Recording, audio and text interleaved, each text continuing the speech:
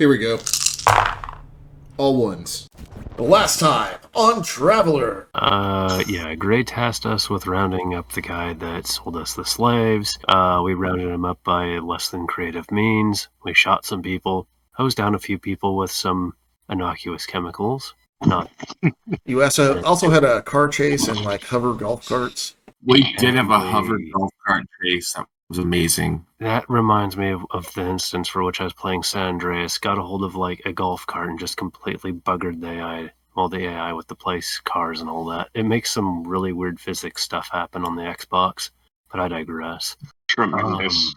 After that, we ended up calling up a crime cab to round up ourselves and the bloke that we were tasked with acquiring, since he's sent us on with some of Gray's employees, slaves, for which we ended up having to leave, in a retrofitted container that was effectively made into an escape pod, for better or worse, so that they can be picked up by the authorities and assisted.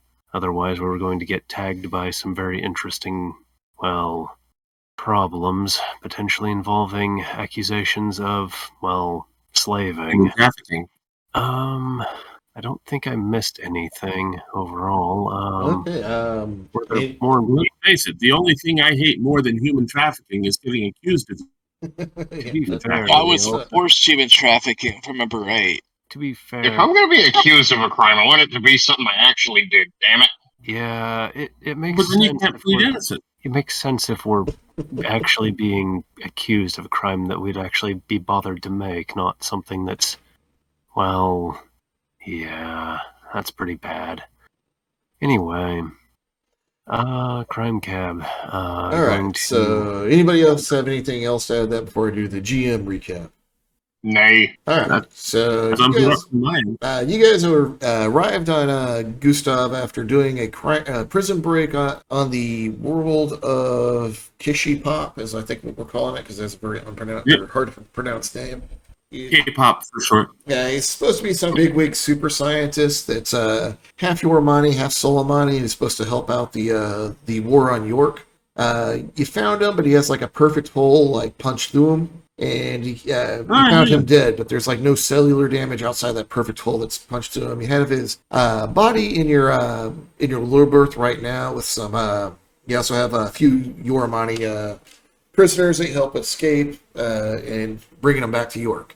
You arrive on the planet of Gustav. You talk to Gray, who's the main neon knife shot caller there, telling people what to do. Turns out that the person she linked you up with, a moving cargo off world of Gustav, and you guys passed through last time, was not what he seemed, and hooked you guys up with slaves. And Gray is rather pissed about that, and wanted this guy alive if possible, and was going to pay you more.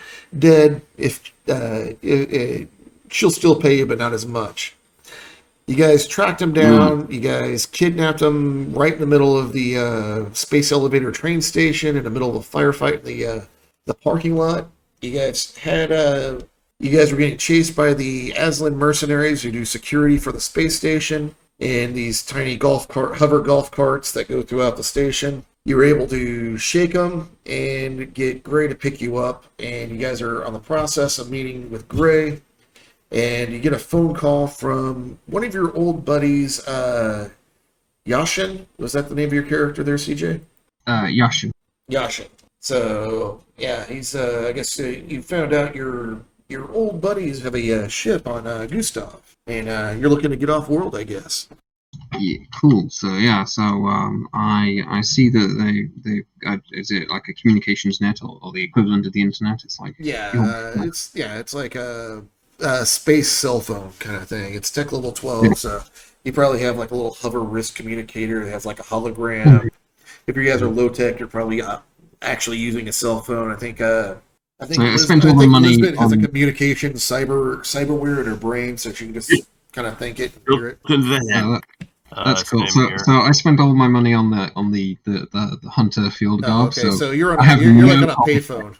Yeah, I'm at the internet cafe or whatever. Oh, God. Yeah, I'm at the internet cafe with a payphone. It's like, hey, guys, Do you remember me? We did some stuff in the Marines, the Scout. Yeah, remember that thing with the monster? Yeah. Oh gods, what are the odds that you're on this mess too? Yeah, I'm wondering if I could get off world since you're around. I don't. I could use a little bit of help getting out of here. If that's all right. Captain, do you want to bring him aboard? Bring who aboard? Ushin. He was in the Somebody I know? Oh, hang on. Who's picking up random strays now? Didn't we? Buzz, you know him. Dog, you know him, and Lee, you know him. You guys are all in like a group call right now. Oh, wow. Yeah, he was in the Scouts. Maybe slightly less dismissive. Hey, I mean, it's refreshing to be asked before new members are added to my crew. That's kind of new. Cool. Oh, hey, Cap. Yeah, I know a few of these guys. Did some stuff in the Scout service. Then some bad things happened, and I've just been stuck here for a while. I'm just trying to get a hold of a piece of kit from a guy, but don't know if it's going to go down too well. But I'd really like to get off world anyway. Just find some decent work. I'm a good shot. I can fix up your vac suits, fix up your ship, and if you need navigating, I know I've been several of these worlds. Hell yeah, we can always use extra hands as far as making sure that things stay together. I think we have a spare room. Zug is going to be staying on Gustav to do some work to repay, do some work from Gray to repay his debt, to help repay part of the debt to Red has to Gray. Oh, okay. I was just gonna hand wave it as he got into some really bad milk vodka and will not be useful for a while. No, that's just Tuesday. He's temporarily on duty with the Neon Knife, so he has to leave the ship for a bit. Okay. Yeah, be careful. We have take him on for a tryout. If things don't work out, we'll leave him on York. We'll leave him on York. We'll leave him on York. You faded out there. What did you say? Leave me where? Sorry. Oh, you haven't been to York? If things don't work out. They have a lot of booze, though. It's awesome. And hairy navels. York is a backwater planet about 2 parsecs from your Gustav where you're at. I'm gonna post a picture of the Abelwadi subsector and also a link to traveler maps for you. I'm not opposed to this. All right, you guys have a meeting with Gray. Are you guys gonna meet him there? Like, where are you guys gonna link up with Yosef? Yeah, don't we have a meeting with Gray? Yes. Yeah, we probably ought to conclude that first, then pick him up. Yeah, you guys have a person you guys just kidnapped after a gunfight, and you're in Grace in a car out there to pick you guys up, and you're on your way to the tea house to meet with Gray. Our apologies, mate. We have to deliver a package, and then we should be able to meet up. You're not being pursued by another herd of critters again, are you? Oh no. No. We're just in the city. I'm waiting on a deal. I'm trying to get hold of a piece of gear for a tool I've got, so it's a little bit hard to use otherwise. But it's a bit difficult to find this sort of stuff. I don't know if you've got any contacts in the. Yeah, you're actually meeting up with some of the Neon Knives at a tea house in the main. So you're on a space station. It's rather large space station. There's an outer ring, which is the Imperial sector of the space station, and then the central core of the space station is local territory. And in the local core, it's connected to, you know what a space elevator is? Yeah. Yeah, it's an elevator that connects to the ground, the surface of the planet to the space station. And that central core with the space elevator is multiple stories tall and has a giant market district. In this market district, there's a tea house that's ran by a gang called the Neon Knives. They're the guys that have your gear. And you're supposed to meet over there to pick up the gear. Oh, wait, they have all my gear or just the gear? The hard-to-find gear that you're talking about. Yeah, the gyro thing I'm looking for, yeah. Yeah, mate, just send a list and we'll see if we can pick it up. We have a handful of connections in this in this area. Well, I'm saying we might have it. Yeah, you already have a connection that you're going to that tea house to pick up that equipment. Oh, his character also does as well, then. He's already made, I'm just saying, in the background to get you guys both at the tea house. That's where he's picking up that gear. And that's just happened to be where you guys happen to be, so I can put you guys in the same scene. Hang on, mate. Are you at the tea house? Yeah. It's the Tea House of the August Moon is the name of the tea house. Yeah. Why? Yeah, you meeting the same guys? Kind of head that way. Are you meeting the same guys? Neon Knives? Oh, yeah. Yeah. Oh, they get a lot of business. Okay, cool. Yeah, for better or worse, yeah. Well, see you there, I guess. Yeah, see you soon, and we got each other if anything happens. Okay. Let's go ahead. let's not. Goodness. All right. There are more of them, and it'll go badly. I'll say that CJ, you're going to be on the ground floor. The main. It's a 2-story. Or the ground floor is actually 2 floors. There's the upper area where most of the fancier clients hang out, and more of the conservative business happens. The very ground floor where you're going to be at is there's a bar and normal, imagine like a classic Chinese tea house from every single kung fu movie. So you're on the ground floor where it's kind of open to the public. They do some dealings kind of on the street level kind of stuff on that first floor.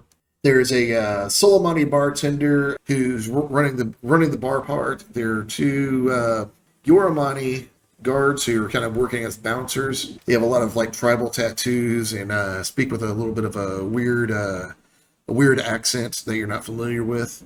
It's kind of a little rough and kind of imagine like a American hillbilly kind of accent. Cool. And you do know that there's a 3rd floor, but that's not open to the public usually. But you also know that a lot of people play mahjong on the 3rd floor. Very good. Okay, let's go to you guys in the car. Anything you guys are going to do in the car before we hand wave over to the tea house? Okay, how many of us got injured in the prior engagement, or did we make it through I don't remember them actually hitting anybody, but I don't remember I rolled anybody very getting poorly in injured. that combat. But let me know if I'm wrong. If I recall, the guy that we rounded up, he got blasted at least a couple of times. I thought you did first aid on. You killed one guy. You killed the guy that the guy you're kidnapping with. You left him dead on the side of the road, and the guy you kidnapped was wounded. So give me a medical check. Well, for the guy that we captured? Yes. All right, hang on. Just give me an 8+ and you stabilize him. Because you guys slapped a trank patch on him too, if I remember right. What'd you roll? 12. Well, okay. Yeah, you stabilize him, no problem. Anything, you guys going to stop for Shawarma Cat, or you guys just going to go straight to the, that's all I need to know is what are you guys are doing before you guys get to the tea house? Don't we need to stop at Shawarma Cat for something? I think we said already... we need to stop I at said that Shawarma as a Cat jo- because The driver's not going to stop by Shawarma Cat. I'm telling you that now. Oh, man. Only. low rating. The driver's a Yoramani neon knife wheelman that got you out of there. So he's taking you to the tea house, but I'm not sure if there's anything important that you guys need to do before you get to the tea house. That's what I'm asking. I don't remember if there was anything we actually needed to go. I didn't think we were going to go stop at Shawarma Cat. We pretty much staked out where that guy was going at a taco place, so we should have plenty of food to us. Yeah, you guys were eating at Omigato Vato, the Japanese Mexican fusion food stand. This hurts my brain, mate. Why are you like this? CJ, you're getting into some weird shit. Welcome to me being a GM. It's basically Futurama, but always. Okay, so it's like I said. Is there anything you guys need to do before you go to the? Well, now that you said we're not going to Shawarma Cat, that's all I can think about. So that one's on you. All right, I only said that. That's fair. Gotta just let's move on. Give you guys to think about it. All right, you guys pull up to the back of the what's it called? The tea house. There's a little underground parking garage. I could probably fit maybe 5 to 6 cars. And they shut the door, pull it out, and some very large, very angry-looking neon knives are just like, oh yeah, Ray wants to have a chat with this one. They're like, why is he unconscious? Yes. He didn't come along willingly. Okay, we can fix that. You guys go in go get whatever you want in the tea house. Ray's gonna have a talk with you once we interrogate this guy, find out what's going on. One day. Thank you. I'm not doing the Your Money accent right. Once we find out what's going on, Gray will give you a talking to once she finds out what this guy's all about. All right, cool. So you guys, I'm going to move the camera to the where CJ's at, where the bottom floor thing. You get CJ, you were taken in the back room to show how the tea's made and get a tour of the tea making process. During that, you get your equipment. Oh, cool. And How much does it want for the extra for the gyro for the? did you buy that pre-character generation? No, couldn't afford it on the item, so I was wondering that. Okay, give me a negotiation roll. Negotiation. What is that? Broker? Yeah, Or broker. just Broker social? reward too. Yeah. I don't have broker, so that's going to be fun. Right. Or you can justify using another skill if you have it. I can't really do deception. I don't have streetwise.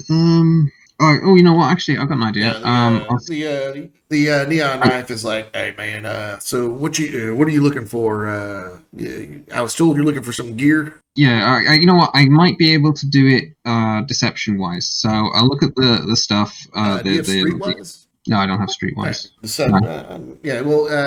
Well, how are you trying to deceive him? Well, what I'm going to do is I'm going to look at the stuff. You know, he's got this. Hold on. Do I have the rifle and stuff with me, or are they smuggling it up to the station? Go to info dump. The last post on info dump. I mean, technically, I can actually carry this rifle around. I think it's not. As long as it's not a light machine gun, you're good. Yeah, it's not automatic. No, it's just I'm just imagining it as like a Marlin guide gun. Yeah, you're good then. Yeah. The other thing, the axe is pretty nasty because it can cut through ship holes. It's law level 4, so yeah, you're good. Oh, I'm good. Oh, I can carry that. Yeah, it's only this world is only law level 4, so there's actually you're good. Yeah. Oh, fair enough. Then I can carry this stuff around. Now, what I'm looking for is I want to find because I'm going to say that this is the rescue tool. This monofilament axe. So it describes it. So when you said it was a rescue tool, they believed you. Yes. Well, I mean, I'm just carrying around, and I'm just saying it's the rescue tool. Look, it's the original rescue tool. So you got ISS stamped. You know, this is I got from the service, and yes, you can also use it as an axe and cut through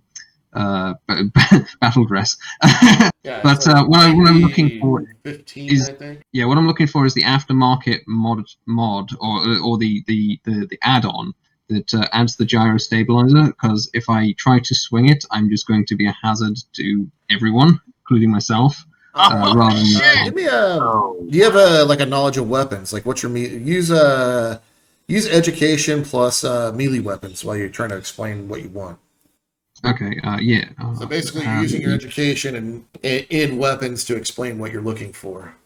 2d6 plus 2. 2d6 plus your modifiers. And you're shooting for 8. 7. You're shooting for 8 unless otherwise stated. I usually won't state that. I'll just put a negative or positive modifier on top of what you already have. Yeah. I got 7, unfortunately, 7? So I'm trying to... Oh, man, I'm sorry, man. I know exactly what you're talking about, but we ain't got none of them around here. But if you hit up, come back in like a week or two, you might be able to find some. Or you just go back to the old country, you might be able to get some over there, guaranteed. But not sure if you got a ship or not. I don't know if I'll be around in a week here, but we'll see what happens if I'm still around at that time. So thank you. Oh yeah, no problem, man. Anything else you want? You know, I might need to get a hold of a comm. I don't actually have any like that on me right now. Oh yeah, we got plenty of that over here. What kind of comms you want? Nice. Now I got to remind myself what it is because when I run my own games, I forget about what the comms people have. You're still restricted by tech level 12, but yeah. Yeah. So basically, as long as it's not illegal, he's got it. Yeah, he's got it. Let's have a quick glance. I made you roll to put it's obviously illegal to put a anti-grav unit inside a giant static axe. Really? I didn't know that. I didn't look at those weapons, so... Yeah, I'll just go with, say, portable computer, the TL12, one to computer 3, which is 1,000 credits. He pulls up one, and it has an obvious blood stain on it, and he's like, "Oh yeah, this one's being deleted completely down to its base programming, nothing on it. Can't trace nothing from it, but yeah, I give it to you at give me a broker check." Okay, that's going to be -3. Let me get... Oh, I thought you had broker. No, it'll be fun. Like I said, if you can justify something, like if you have like Streetwise or something like that, Streetwise, Smooth Talk, anything along those lines. And also, if you want to make up skills when you do your study, you're more than welcome to. Like Dog's doing guitar, which isn't actually a music. 7, unfortunately. Okay, so yeah, what's the normal cost of it? 1,000. I'll sell it to you for 1,100 because I like you and all. Good deal. Yeah, okay, I'll take that. But you got some alcohol water cleaning on that? Because Oh yeah, he pulls out a bottle of it says milk vodka across it. Yeah, just use some of it. Just use some of this on there, clean it right up, and it also getting you feel real good too if you drink some of it. Oh, thanks. And I just take the bottle and I put it in one of my many pockets. Oh yeah, I forgot it's in lots of pockets. Just disappears into the pocket. Yeah. Yeah, it's got like little floaties in there, but it looks like it's written in a script you don't really understand. But it does say in angelic your money milk vodka. Then it has a date and a script you can't understand. Cool. I'm just going to get a mobile comm as well, so I'll do another check on that. It's 500 normally, but we'll see what we get. He pulls out this one. So normally one of these would cost you about 800 credits, but I'll sell it to you for an easy 6. 600. Yeah. I bet these have to be clean. Oh yeah, we go through. We have a virus that goes through and just deletes everything off of any digital device. Just don't ask where it came from. Mine just Don't looks ask for the natural. OnlyFins virus. Yeah, don't worry about that app that says OnlyFins. That actually came from one of the guys. We got a virus from one of our contacts that helps us out with doing some electronic warfare on that. So Yeah, lovely. All right. Yeah. Right. I'm at what? 1,700 quid. he slaps you really hard on the shoulder and is like, "Hey, anything else you want there, man?" No, I think I'll be good on that. All right, go ahead and let that bartender know if you need any drinks out there. Just it's on us. I feel like I've got enough good deals for today. And just let that bartender know since you've been doing business with us. Anything you guys or anything you want is on the house. Appreciate it. I'll take whatever the most expensive thing is you have.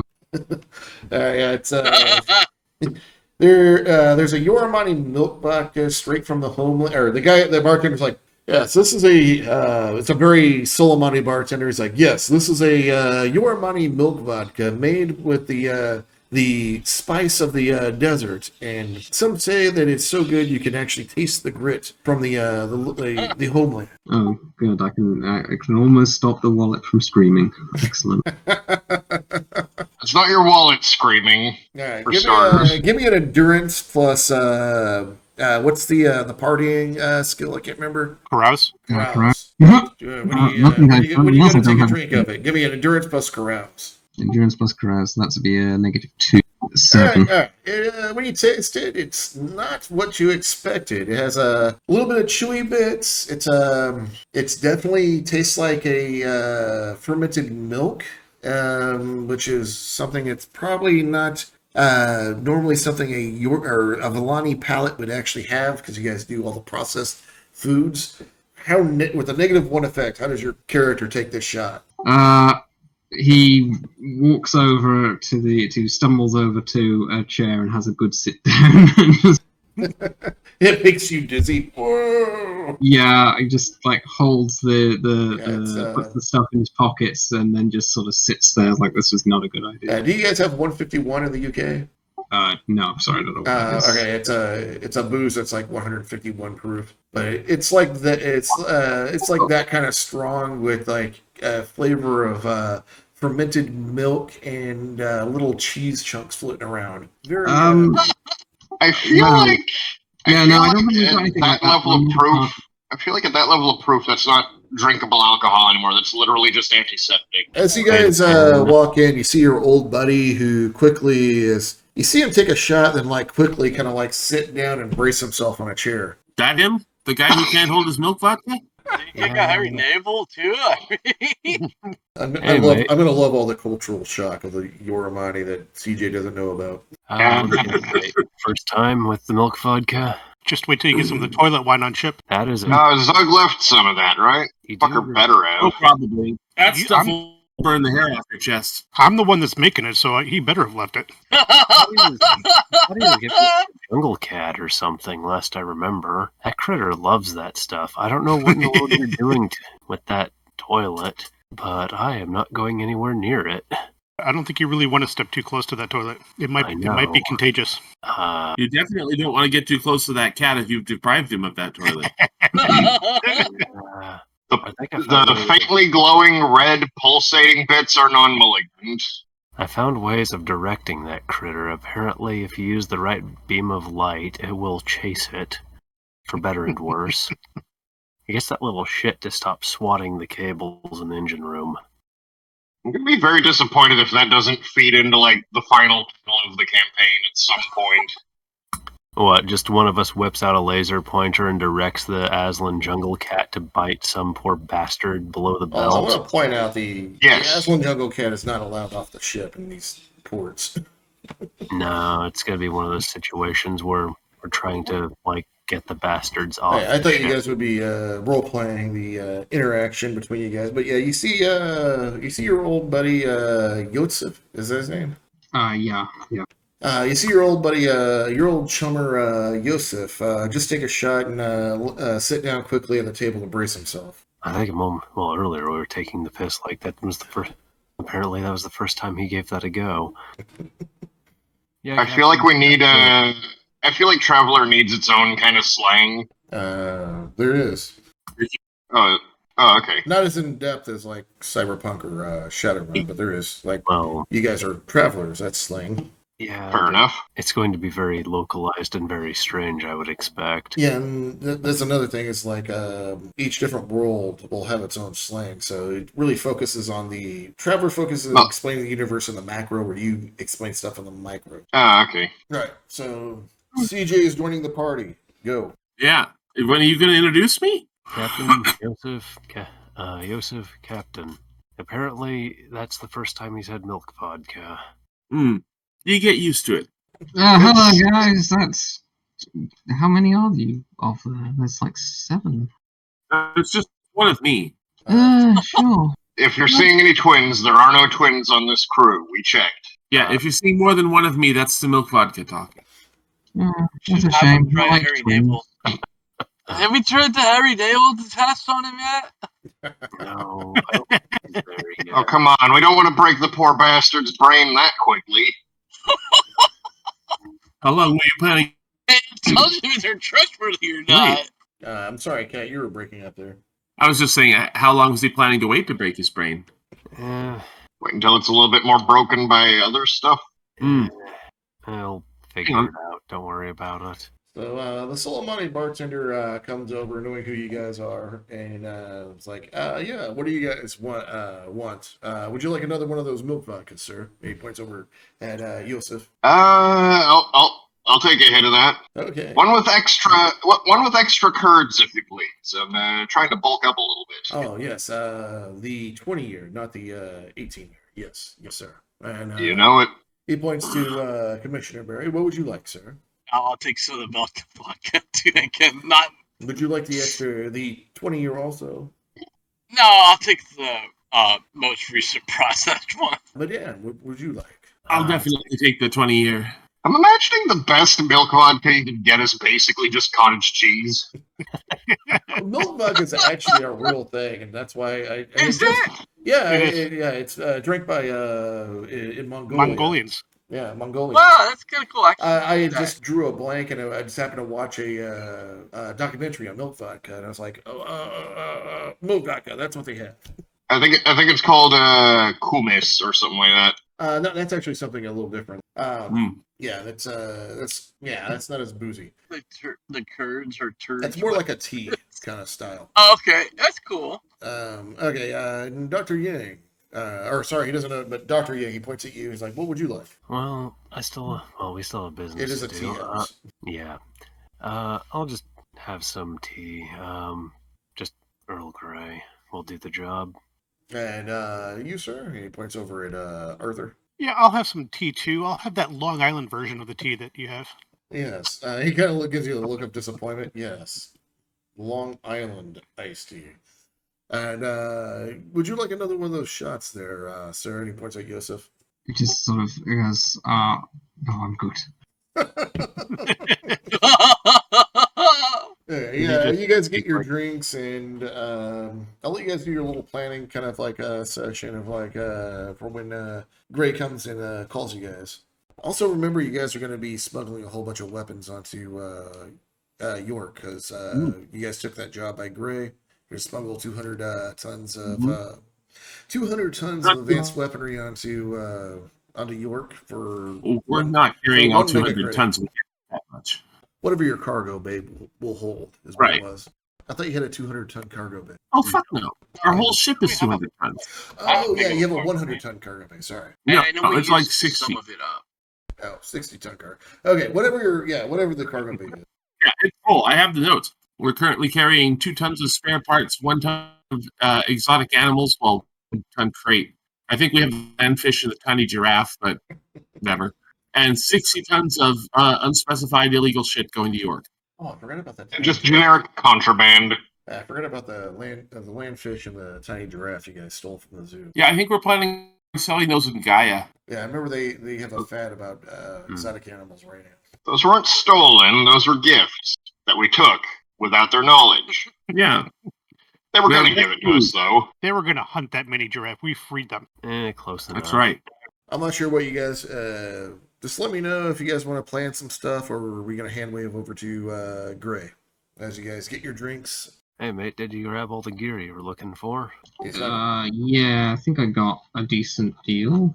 And I'll give you if you guys want to help them out, I'll give you guys since you guys are working for the Neon Knives, I will give you a +1 dice pool modifier if you guys want to try it again. I'm figuring in universe we'd need to know like what we're looking for him. I know, I'm just letting you know what, because I know where you guys are going with this, so I'm just letting you guys know what the modifier is going to be. Were you able to grab everything you needed? Well, I would like to get some surveillance things, some bugs, and maybe a comm dot, but not sure how many good deals my wallet can endure. I don't know if you guys already have that stuff. I got a computer and I got a comm since I haven't been in any of those things recently. All you see is like an old rifle, like a lever action. I like to think it's a lever action, just over one shoulder, and this very big, obvious tool with the word rescue written on the side. Neat. So you really went from a scavenger, using that to scavenge stuff, the rescue tool, to, hey, my buddies have a ship and they're here. Oh, did I get the gyro? Oh, no, I didn't get the gyro. No, but I'll let you re-roll it now that you're with a crew that actually knows the Neon Knives, and will give you a +1 modifier, and you can use their skills to negotiate. Fair enough. It's like, hey, I was asking for this. There's an attachment you can get for this because it's really unwieldy, and I just start swinging it around and like clonking a couple of things. And all right, give me an athletics check. Actually, this is something I have a skill in. Yeah. Athletics plus dexterity or whatever you can justify. Just make sure that this is actually like the rolls are popping up, but I'm doing the thing right. Let me know what you roll when it pops up. If not, you can roll hard, like actual dice if you want. We're all adults here. I trust you. I will. Yeah, I'll do that because I don't think the other rolls have popped up. I think it's just been stuck on 7 the entire time. I think so. I hope they rolls because I don't have any dice right now. That's bad. Nobody's stuck on. Yes, we'll go with. Well, it's technically strength, so there's a sub modifier. So it's a 2d6 minus the difference between that and. Yeah. So what's your modifier for dexterity? Whoa, excuse me, dexterity. Oh, dexterity. And what's your modifier for athletics? Oh, with athletics. So yeah, I don't have any modifier from athletics, but I do have the skill, so it's just a flat 2d6. Yeah, so you have no negative. So flat 2d6. You're shooting for 8. And the more 7. Oh, keep rolling 7s. All right, you knock. Hold on. Give me a d6 roll real quick. Okay. 4. As you swing it around, you take out the teapot of Dr. Yang. Sorry about that. You really can't swing that thing, can you? Yeah, it's good I didn't switch it on. Yeah, it's gonna need some sort of stabilization. That's pretty bad. You ever used one of these things before? A few times. Good. Things weren't going great whenever I had to do that.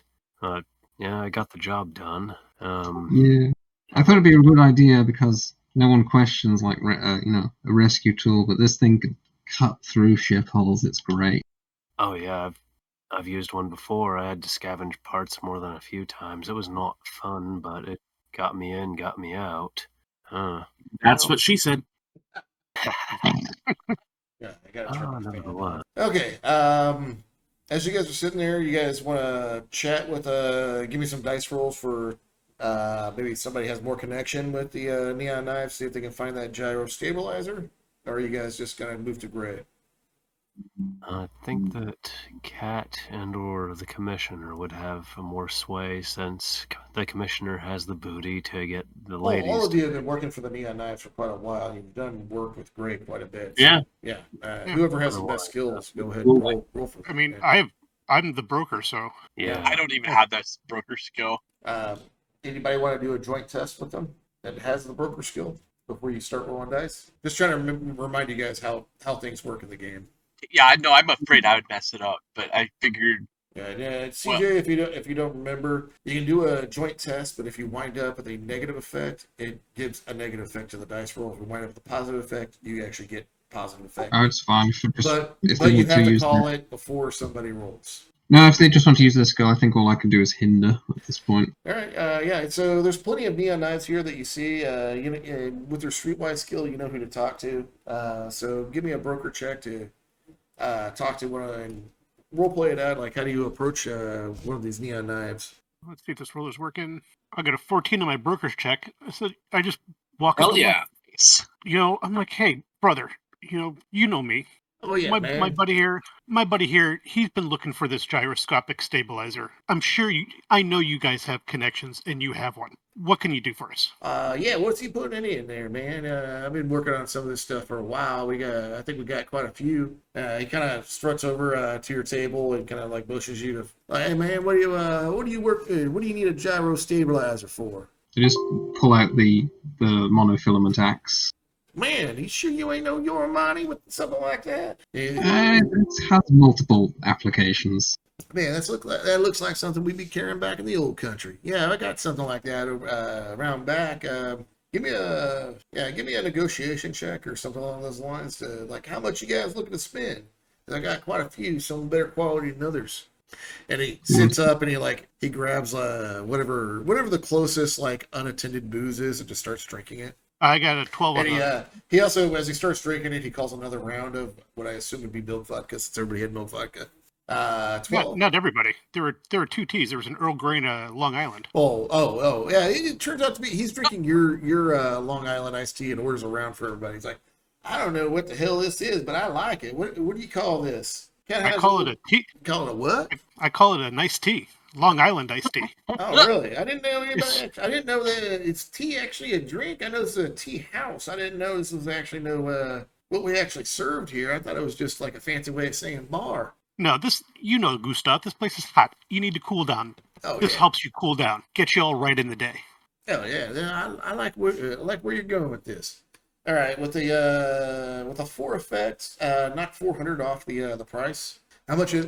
Before I say that, how much is it? Just checking. Let me go back to. Because if it's 400, I'm gonna have to adjust the Just having a look for the darn thing. Oh, there we go. It's 500 credits. I'll tell you what. I'll sell it to you fine folk for about 300 credits. That sounds like good. I just pulled 300 credits out of the jacket. Oh man, just doing it like that, I guess. He grabs it and like puts it in his pocket and like, yeah, we'll get it to you on the way out. Just talk to one of the bouncers on the way out. Go ahead and put it on your sheet. We assume you do that. Anything else y'all looking for while I'm here? Actually, I'm kind of curious. Do you have a static blade, a TL12 static blade? Give me a broker check. He's like, let me think about that a little bit. I'm not sure. And he drinks something like, man, where the hell is this Long Island at? That's back in the great old days, back on what is it, Earth? They called it. You guys would call it Terra in this setting. Terra. Terra. That's back on Terra. Where the hell is Terra? Like, you're talking about like something like Terror Planet, like planet of the zombies or something. Soul system. You guys speaking some kind of like crazy like languages. I don't know what you're talking about, but it sounds like a terrible place, but they make an awesome tea. You have to juxtapose the terrible with good. The music's pretty good. Really? You got it? You know anything about them music? And I'll tell you what. If you want to do a teamwork test to see if you can actually bump up this, if you play some good music, I'll give a better price. All right.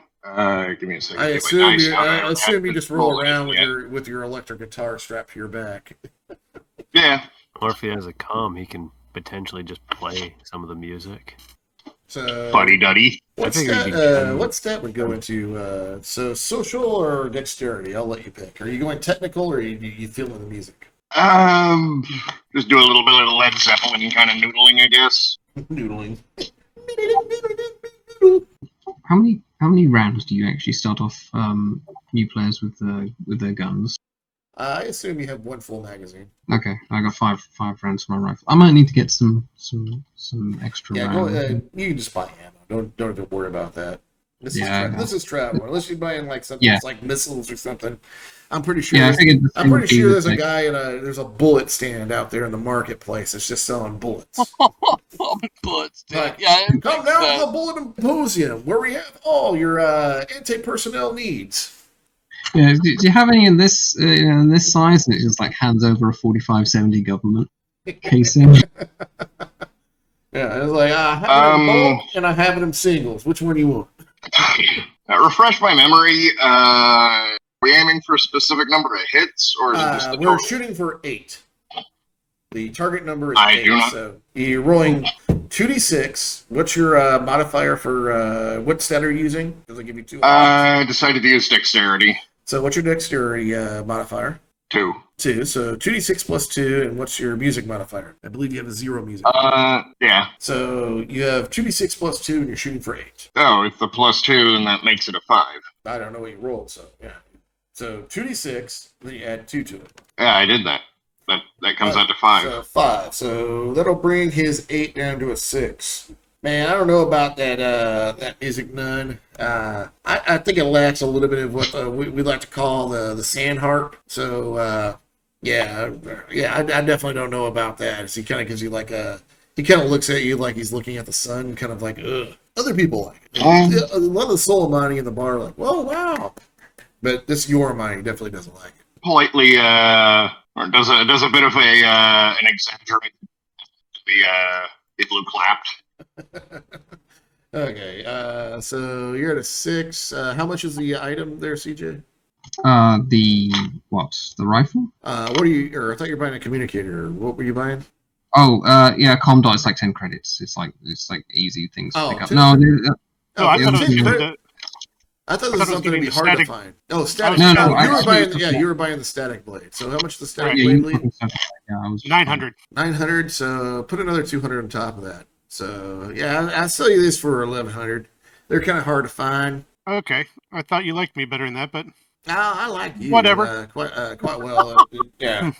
And he's still just kind of like, he seems like really kind of like, he seemed really upset about the Led Zeppelin for some reason. And what song did you play? Or fuck it, Stairway. Stairway? Yeah. Can't see why you do I don't understand. Like, what's a stairway to heaven? And like, everybody knows that you ride a chicken lizard to heaven. Well, the Soleimani had different ideas, I guess.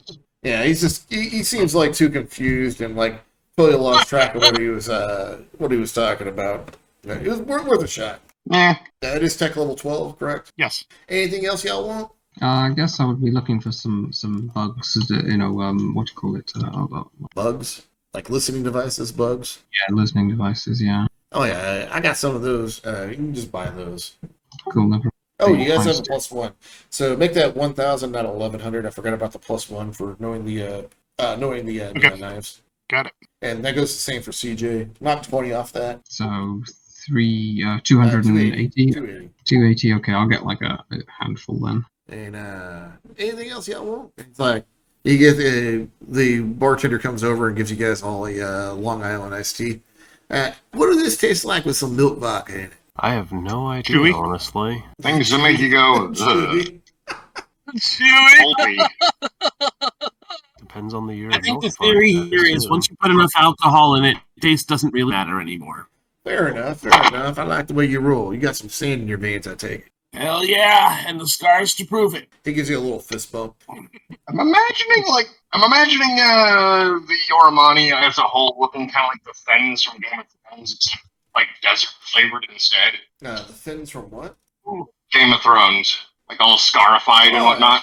Yeah, a lot of facial tattoos. I'm going off a lot of what, because it's been mainly Zugzug who's kind of pushed it with a lot of just what I've thrown in as a GM. So I mean, I'm down to make stuff for our campaign as far as weird things go. I just don't know how rigid with what's already there. Traveler explains the macro, the bigger aspects of the universe. So we're playing in the micro, so we get to kind of make up whatever we want. Remember, as a GM, if you throw something at me, I'm gonna do a yes and. So I'll be like, yes and this, that, or the other thing. So yeah, and just do some research on the Villani before you start throwing stuff on the Villani, because you're playing something that is actually set in stone in the universe. Like, you guys don't eat unprocessed foods because the world you guys came from, everything was poisoned because you aren't a part of the tree of life of that world. You guys, the Villani came from a planet that was a weapons depot of the ancients, and they just kind of like, after the ancients left, you had to deal with all these like giant robots getting unleashed, killing everybody, and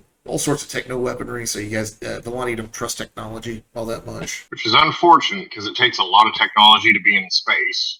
No, they're also one of the most advanced civilizations. But they once they reach a certain point, they also love the bureaucracy. So they're very cool. The nobility of paperwork. Yes, that's kind of, yeah. All right, back to the game. Anything else you guys want before you go to Grey Colony? Anything? You guys are doing some backroom dealing, doing some admin stuff. I like to front load the game. I think I'm good. I think I'm good. All right. The bartender comes over and says, yes, Gray would like to speak with you guys upstairs, 3rd floor. Ah, thank you. As he says that he doesn't even ask, he just starts picking up the drinks, kind of giving you an idea of like, you need to go now. All right then. Are there stairs that we're going to stagger up, or an elevator? This is a classic Chinese style tea house from like every single kung fu movie you've ever seen, like where they get in a giant fight in. A classic Chinese tea house. There's 2 stories that are open to the public, and the top floor is kind of where like the upper class shady business happens. The bottom floor is kind of where like the lower class shady, like buying illegal weapons and stuff like that. Unlike a lot of things in this space station, there's a lot of wood that's actually being involved in the construction of this place.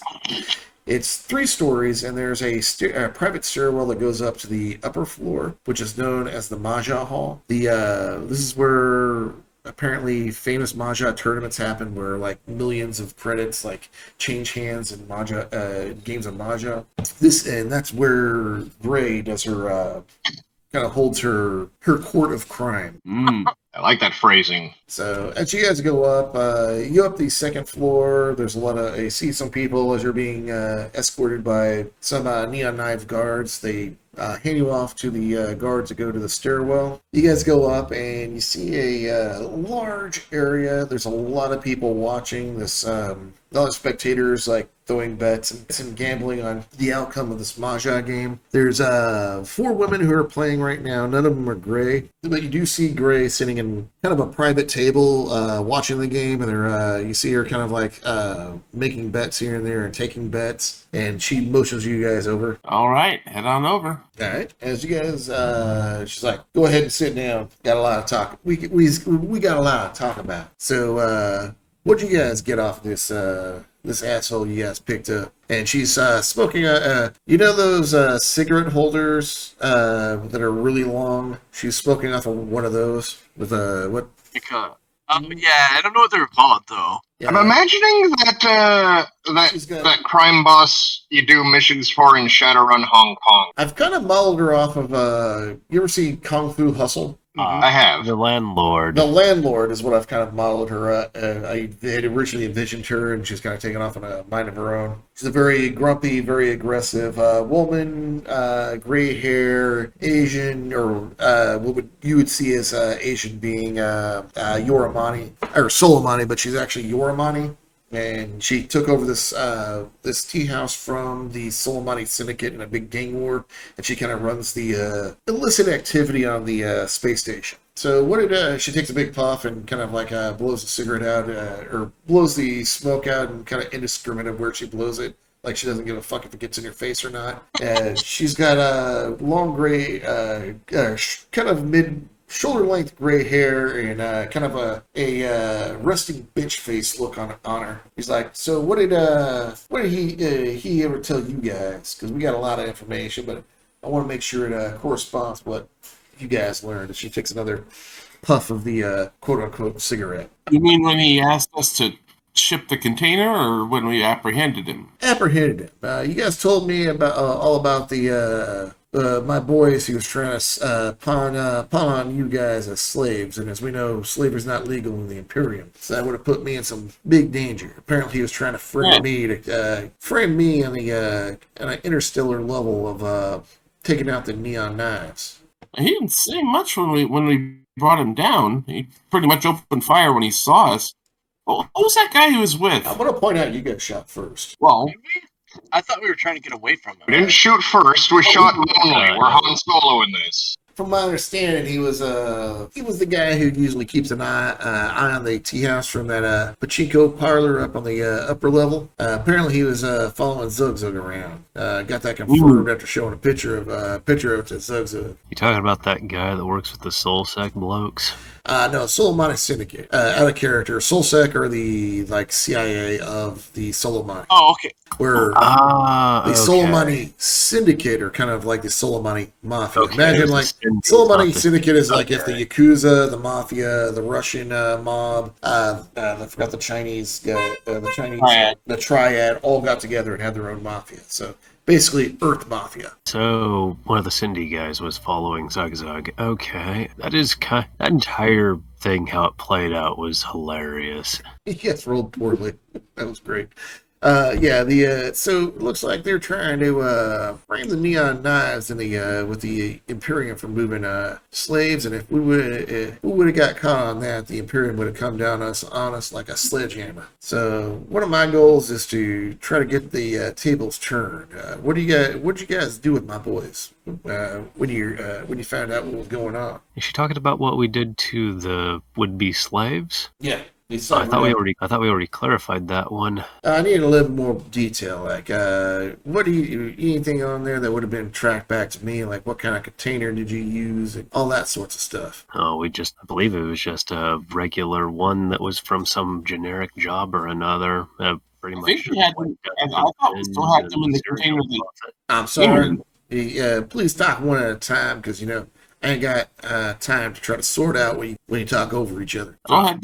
We used the container that they were actually they were being shipped in, Yeah, and we she just did- kind of reinforced that container to make sure it would be environmentally sealed, so they'd be able to survive until they were picked up. She gives a little puff on her cigarette holder, like, yeah, that might be an issue. Apparently, they rigged that up to come down on us. The Vins and cereal were wiped, though. Did you wipe them? Yeah, I did.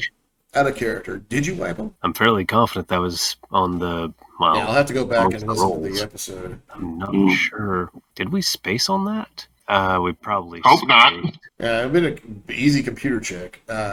So I would assume you guys would. And we were very concerned with it not tracing back to us, so Yeah. Well, honey, my thing is, I'm more worried about it tracing back to me, because we can always get you another ship. But yeah, if they're coming back to the neon knives, we can't get a new neon knives. Should we just roll? Hang on. I'm gonna go over my logs here to see if I actually did. I'm logging my rolls, so. All right.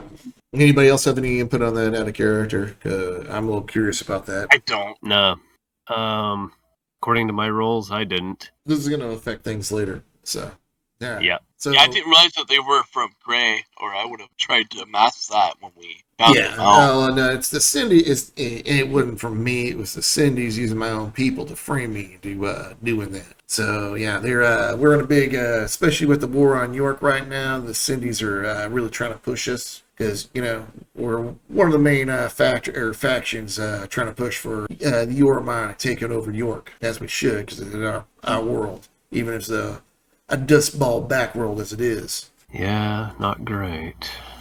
So what he told me is there's some other operations going on. I'm not sure if you've heard about any other kind of slavery coming out of Gustav or any other worlds of the Yormani cluster at all. But if you do, y'all let me know. If you don't, we're gonna have some problems, if you know what I mean. Well, we're in no habit of keeping secrets from you. You remember the whole Shawarma Cat episode where there are uplifted animals coming off of York being sold on the other world that you guys just came from? Oh, that incident, yeah. And that Yeah, I there's a remember that. whole joint Soleimani Imperial Task Force taking care of that. I'm not sure if you remember any of that. I'll be right back, actually. I'm I going thought to it take a was piss. strictly, oh, right, there were Oh, the yeah. animals and yeah. I mean, that could be interpreted as related to what she's talking about. Probably have to be on about that. Yeah. That was really weird, retrospectively speaking. And that whole thing was pretty weird. Captain, did you record the footage of the bloke that you were having that meeting with via your head comm? Or is that... Pretty sure it records automatically. I have to periodically purge it. Yeah. I still have that. If you still got it, then I'll still got that footage. I mean, I don't have the footage from inside because I didn't go inside for the rescue attempt. But No, the negotiation whenever you were talking to oh yeah, the bloke for which we had to have a cover charge to get in. mm-hmm. That guy. That bastard. Yeah, I think Gray's gonna need to know.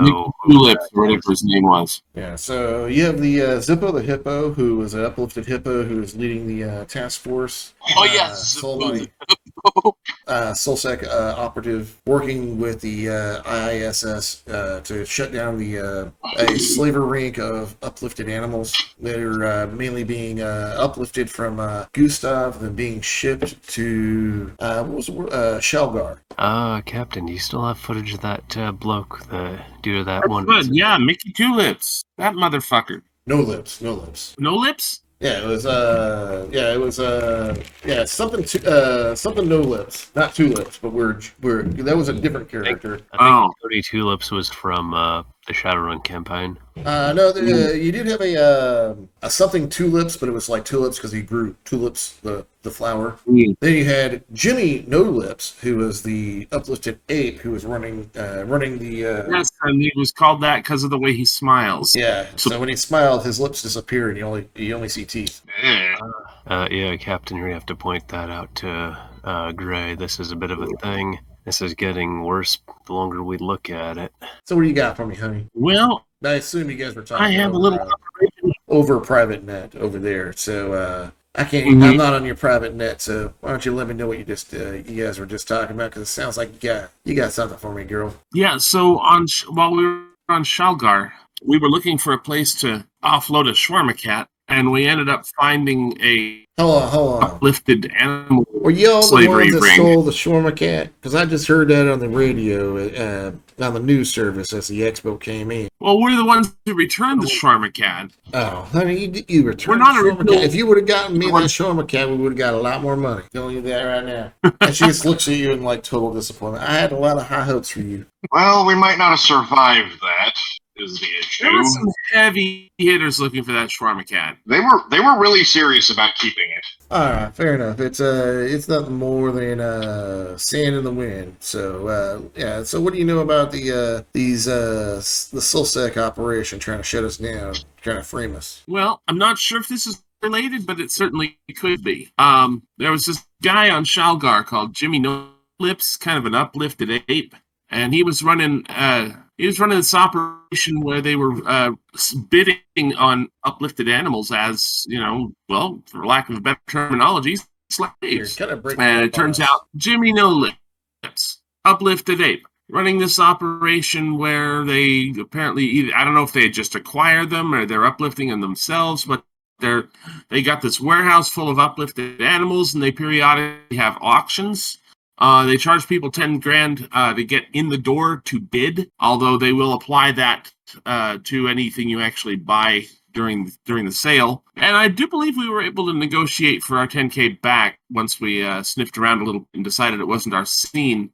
And we liberated one guy called Zippo the Hippo, who was a uplifted hippo who was part have a joint task force to do a sting on it, I think, but ended up getting captured. I don't know if that's related to this. I mean, uplifted animals, not necessarily the same thing as captured humans, but Well, I don't know that it's not. She kind of looks at you and she kind of gives a puff, like, and get a deep drag on her cigarette. She's like, uplifted animals have just the same rights as any other so fond of the Imperium. Particular crime often operates separately, though. Often. Not always, do you know where though. this Jimmy No Lips was working out of on Shalgar? Did we get Well, I know where he met us, and I know where the warehouse was. I can get you all of that data. Yeah, send me that. I'm gonna have to send some boys off world to go say hi to this Jimmy No Lips. Yeah, I suppose hands, we'll have a new whole reason to call him. He gives a little snap, and somebody comes over with like a little it's a little like teak box, and just sets it down and walks away. And she Gray kind of waves her hand and kind of like, here, it's yours. Thank you kindly. Should I open it now? If you want, yeah. I'm trying to think of what other questions Gray would want. So let me know next time you guys go back to Shalgar. I might have some work for you. Will do, So, and we'll certainly pass through here on our way with you. So yeah, in the meantime, I need you to link up with a ship on the outskirts of the Gustav system to pick up them weapons. And she kind of looks over at she kind of looks over at Yosef and like it kind of gives you. She kind of looks you up and down and kind of gives you like a disapproving kind of like look on her face. Like, is this with you? Yep. Yeah. Yep. Try out. Recommended by a couple of our friends. All right. So you guys go meet on the I can't remember how many planets are in here, but I'm just gonna hand wave that. And there's one moon on the 5th planet. I need you to pick up some weapons from. You'll see. They'll give. She slides over a chip. This signal you'll be able to identify them with that. Once you get to the orbit of the moon, put out the signal from there. They're going to give you a signal back that'll correspond with what's on that chip, and you'll pick up the weapons there. Jump out, hit York. Let you guys do whatever you travelers do when you smuggle. But get them weapons to Red, and you got 1 million credits. Right on. I almost said 1 million mega credits. That's motivation. Yeah, no, it's 1 million credits. Yes, I too would like a dreadnought. The what? I too would like a dreadnought. Big warship. Yeah. 1 million mega credits. We're gonna have to come up with a really extravagant or really silly name for a dreadnought. Also, CJ, do you know what kind of ship we actually have here? Off the top of my head, I'm We're trying. running around at Beowulf. I'll post a picture of the floor plan here. The free trader. Yeah. We actually have the Far Trader, not the. The Far Trader. Yeah, so it's a Beowulf Far Trader, not the free. So it's a jump 2, not a jump 1. Nice. I'll post the floor plans here in a second. So I'll let you guys I don't know, fuck off and get out of here. Get them weapons over on York. Get the cause going. Sounds good. Always a pleasure. And she next time come in and play some Maja. And as you guys leave, Barry, you kind of walk a little too close to the where the Maja tournament's going on, and one of the ladies goes over there and like she grabs like your left butt cheek and gives it a not Gray, but one of the Maja players, and she gives you a like a way too tight of a little like grab. It doesn't say anything. I'm not sure what your reaction is on that. Okay. I was gonna give her. I'll just give her a wink. You hear a lot of laughter through the entire all the people that are watching. You're like, So I'll let you get a free drink at the bar or something like that if you want it. So It's important to be a good sport. I'll let you guys plan how you're going to pick up those weapons. Before we go too far, should we tell Gray about the scout spy that pulled us aside that's following us? Maybe, yeah. Yeah. It's up to you guys. I'm not telling you what you. That's why I'm kind of asking the whole crew, because I don't want to just launch out with this. Sorry, I'm the GM. I need to stay out of it. Sorry. Yeah. I think we might want to hold that card in our hand for a little longer. All right. All right, so you Just guys not are at sure the how- bar. You guys get whatever drink you want. They give you a free chicken lizard stir fry while you're waiting. while you're at the table, or you sit down at a table, somebody brings you chicken lizard stir fry, you get whatever drinks you want, and let you guys plan your how to pick up the weapons run. Well, I always hate when they talk about a moon around the fifth planet. I mean, hopefully the fifth planet only has the one moon, but we'll figure it out, I guess, when we get there. You could just open up a computer and look. That's too easy. Exactly. Well, let's take a look. What's that moon look like? There's only one moon. There used to be two moons, but one of them broke up, and there's a large asteroid field that goes around the planet. And the moon is still being impacted by the debris of this broke up moon. Well, that'll be navigationally exciting. The moon is called Dodger's Moon. And then what's the astrofield moon? Was that broken up before the planet was found, or was that It's been broke up since before colonization. Okay, I just wanted to make sure.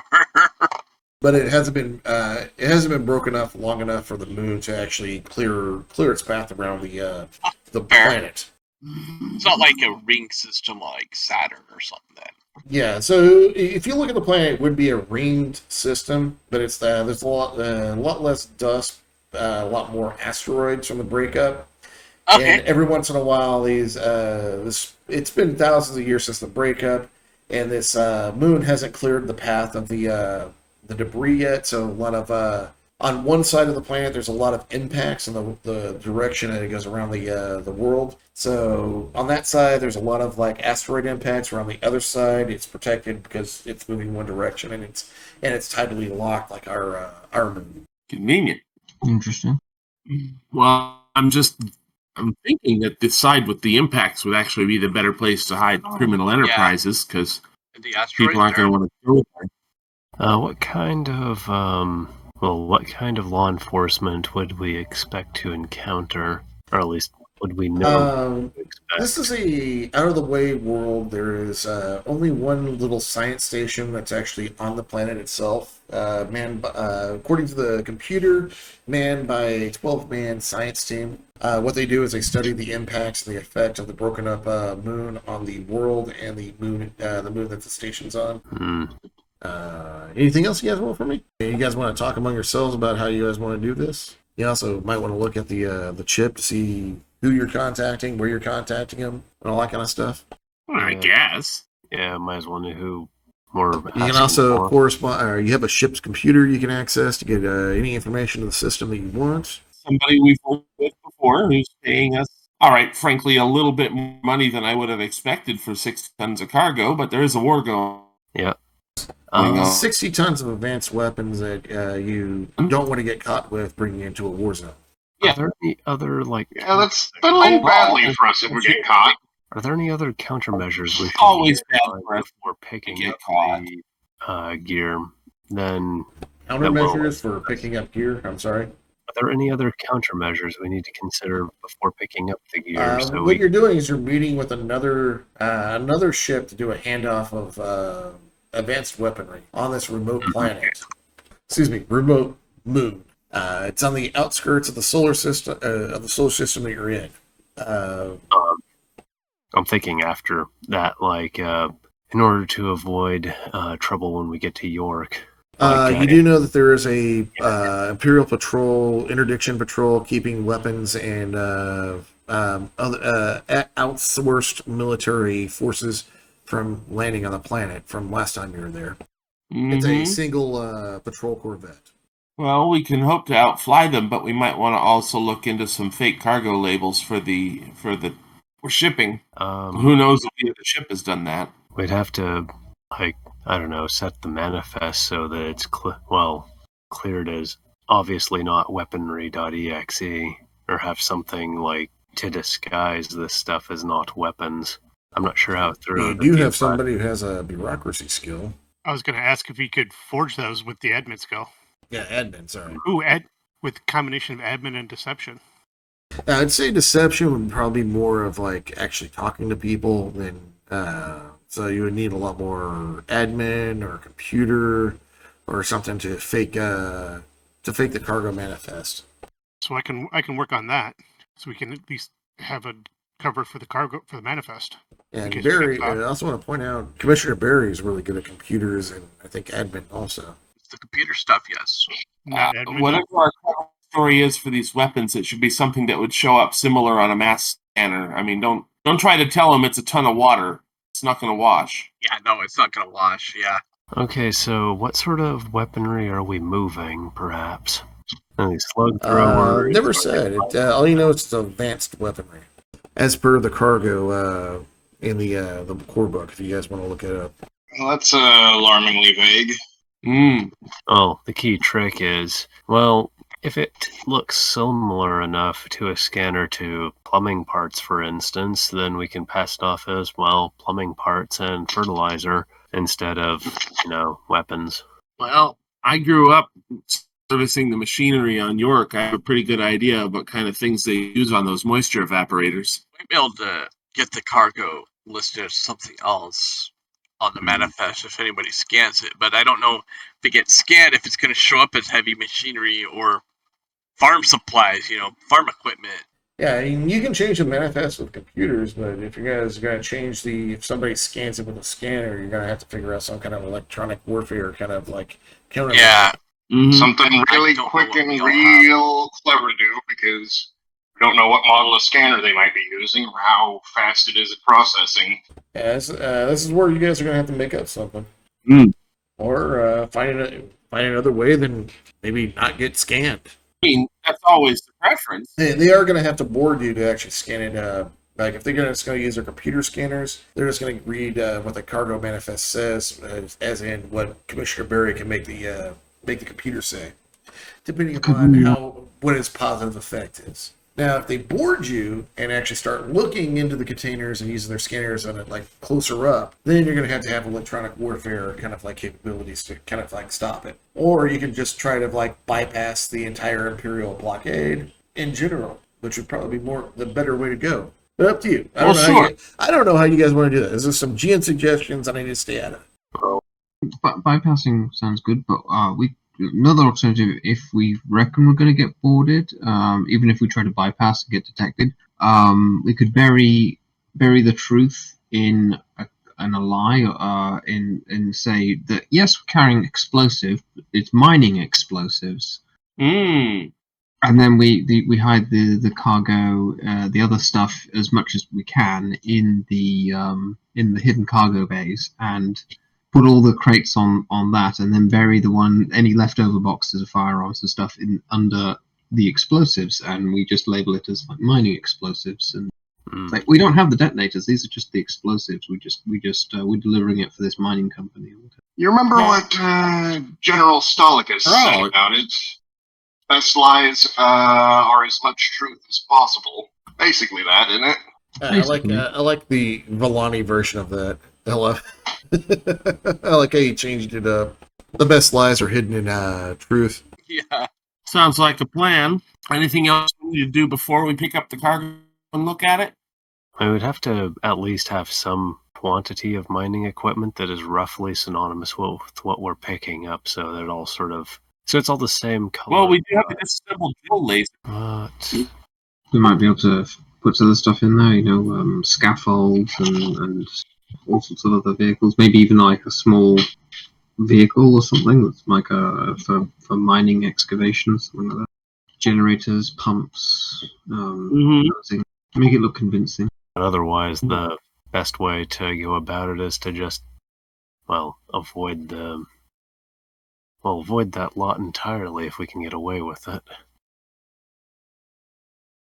Paperwork is terrible. Would maybe like come in at a very oblique angle, which was not expected for a ship. Find a gap in their patrols, maybe? Yeah, pretty much Also, I think you guys have forgotten that there was a big chunk that was taken out of the moon of York by a super weapon made by Simon, the guy you have on board, or the guy who's supposedly dead on board. I don't know why I threw supposedly in there, but yeah. I mean, he's allegedly dead. So yeah, there's actually an asteroid just like this other planet, but it's on a smaller scale. So there's an easy way to get on and off world if you get close to the planet. But the problem is getting to the planet with the blockade between you and your jump zone. Yeah. jump bubble. Yeah, that'd probably do the job. Okay. Otherwise, we need to figure out who we're contacting. Just pop the chip and yeah, pop the chip. officially. Yeah, as you pop the chip and look at the information there, there's a you're supposed to meet with the ship that is called the Thunderchild. Oh, great. It's a modified soul mining courier to carry cargo. It's gives you a nomenclature on there, and it's supposed to ask how many hobbits does it take to get to Mordor. Response is supposed to be 4. It's supposed to be 5. Supposed to be 5 hobbits to get to Mordor? Yes, you're supposed to ask how many hobbits does it take to get to Mordor. They're supposed to respond 5. Okay. Isn't the Thunderchild, is that Buddha Joe's ship? Yeah, that's why I said, oh no. I'll leave you guys to remember that one. God. Oh, there's no way that this could go wrong. Yeah, I'm thinking, we're just gonna have to get, like, I don't know that guy. I don't trust him. He's speaking a very weird and, well, dare I say, archaic dialect. It's strange. Be ready for shenanigans, I guess. I really wouldn't be surprised if this guy ends up having one of his folks draw a dingus on our ship or something this time. Yeah, I'm just thinking we should give him a cargo load of dicks. Like, buy a pallet of them? Just one of those like a pallet of bag of dildos. dicks. I was thinking those bag of dick candies or something like that. Just get an entire pallet of them. Here's a parting gift. Have fun. I figured like a bunch of dildos or something, but go over well. Does Yosef have any question whether, the rest of your crew are talking about sending your weapons contact a bag of dicks? Do you have any questions about that? I don't know why we have Buddha Joe is the contact. That I'm concerned about. Well, he didn't have to move. He's another traveler who does the same stuff you do. Yeah, and he was busy delivering ice to K-pop. We'd have to go really, really far to be out of the same territory of space that he's in. Travelers are few and far between. We start today. Except for these groups, apparently. There's not that many travelers out there, so if you're going to come across another Oh, traveler, really? I thought there was there's a pretty more. good chance you're going to come across somebody you know, because there's only a handful of ships independent ships operating in a certain area doing clandestine. Well, I kind of thought there was more. I was kind of under the impression there was more, but I could be wrong. Look how much your ship would normally cost 65 million credits. Okay, fair. No, I was just kind of thinking there was Not more everybody like can afford independent that. carriers. So yeah, there's a lot of The tricky thing with there's a lot of corpo ships, a lot of government ships, but there's not very many free traders and independent operators out there. So it's a small community. It's kind of like Shadowrunners. So yeah, there's not many Shadowrunners that are actually out there running the shadows. kind of the tricky thing with tabletop games is we never know exactly what things look like from the not adventurable side of the equation.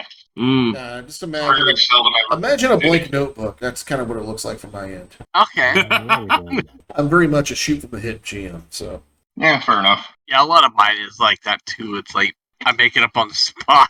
The big trick is once you say something, you got to remember it. Yeah, I that's write the it down. tricky bit but I about make it up. All right, I'll leave you guys back to planning. funny how do we get this simply on system has suddenly and radically shifted to how do we also shaft Buddha Joe? We don't I don't want to shaft shaft him. You him. can't take the piss out of him. Forgiven and forgotten either. I'm not after shafting him. I just don't want him drawing dicks and phalluses all over his It would be shit. funny if you guys tried to practical joke each other, though. Dicks and phalluses. That's fine. Interesting. Let's give him a Interesting peace redundancy offering of a phallus.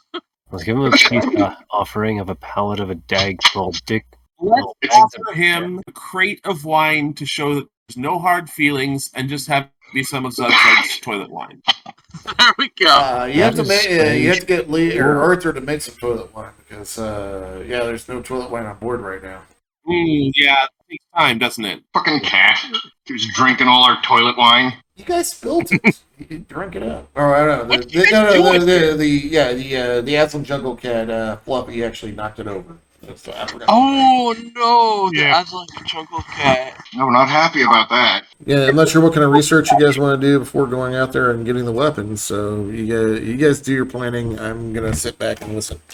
Well, I'm not sure what kind of research, but I do want to jingle the manifest to be like farming supplies, or farming components, spare parts for terraforming machines or whatever this place needs. Mining and or farming equipment? Yeah, or just a jumble of all of it, of the above. I mean, it doesn't all have to be farming equipment. Something that, like, so a manifest. So your next jump is going to be York. I want a manifest that looks like something that you would find, commonly find, I got to pull up the UWP stuff. Okay, yeah, I don't know what's on York, honestly. Or what would be something that people would be shipping to York. Yeah, but if we're trying to smuggle weapons, I want to make sure it doesn't look like we're smuggling weapons. Give me just a second. All right, no worries. I honestly don't remember what was York had as trade. The York UWP info is a little buried, so give me a second. There's one other option we can consider here. I mean, we didn't end up telling Gray about our ISS guy, but we do have an ISS guy that we know wants the Yormani to win their little war. Mm. Oh, right, Harland. And we're coming in on the side of the Yormani delivering weapons. He might have some pull there. I kind of like that idea. Oh shit, wasn't he likely some sort of slaver as well? No, he was part of the Imperium. Harland? I'm pretty sure. No, Harlan is the crime lord that he I forgot the name of the IISS operative wants you to look into. But I don't think that guy actually gave you his name. He just talked to you. But he wants you to find out information on Harlan, who might be involved in that slavery. Who's a big power broker of not like crime, but trying to put people he wants in power and getting favors and moving around and wheeling and dealing and stuff. Oh, we're to find Harland of the Salmani. Yeah, and find information on him. Because he figures, with what you guys are doing and messing around with the board stuff, you guys are going to come across Harlan eventually. Well, he sounds like a safe person to talk to. Could we maybe talk to Gray and try and get some information about Harlan to trade with our IIS spy to help us get onto York and kind of make an exchange of information that way? Yeah, let's see if Gray knows anything about Harlan. I was more asking like the crew if they wanted to try that idea. I'm fine with asking about Harlan. My only concern is that if we bring that up, she's going to want to know why we want to know. You remind me of who Harlan was. I honestly drawn a blank. The IISS wanted us to potentially find find that particular individual, and approached us at a point. The guy that Zug was spitting at the Traveler Society. That guy. This is a cop. That was the guy that wanted us to find Harland. Okay. Or find information on this guy to inform them. Yeah, no, I was just drawing a blank was why I was like... Yeah, I completely forgot about that guy too initially. We could, instead of telling Gray about the IS guy, we could say, we need the information as an exchange for a contact we have on York. And just kind of leave it at that and leave it as more of a local connection. Mind, she's Yoromani. What contact on York would she not know about? She's Yoromani and is the crime syndicate from that world. Or you can spin it as a matter of researching further on the concerns that she has about the whole involvement with the slaver thing. And we had heard about this particular individual, and if there was more info that we can gather on that guy. There you go. As far as like taking a lead from her. Because from the sound of it, it's apparent that, somebody somewhere out there thinks that this guy's involved in some goings on that they'd rather weren't going on. So there's the potential that these two matters are connected. Well, more like 8 matters that are sort of converging. I'm going to go to the bathroom real quick. All right, let's take a break real quick. I don't debate Nazis. I'm fine. All right, let's get back to the game. So you guys are at the tea house, bottom floor, figuring out a plan about how to pick up these weapons. Yep. We have a friend in the mercenary business. And they do run security on this. Tiger Claw that we helped out. Who owes us a favor? Yeah. And And they run. I mean, They run security for the local planetary government, so yeah, maybe they could. I'm sure they could be convinced to just be looking somewhere else when we're picking up the weapons. Well, it'd be the Imperium. Although they do run patrols here, but they could probably get the Imperium to look somewhere else. Yeah. Yeah, that would make sense. Well, that would make things. I'm running the flag up to the team right now.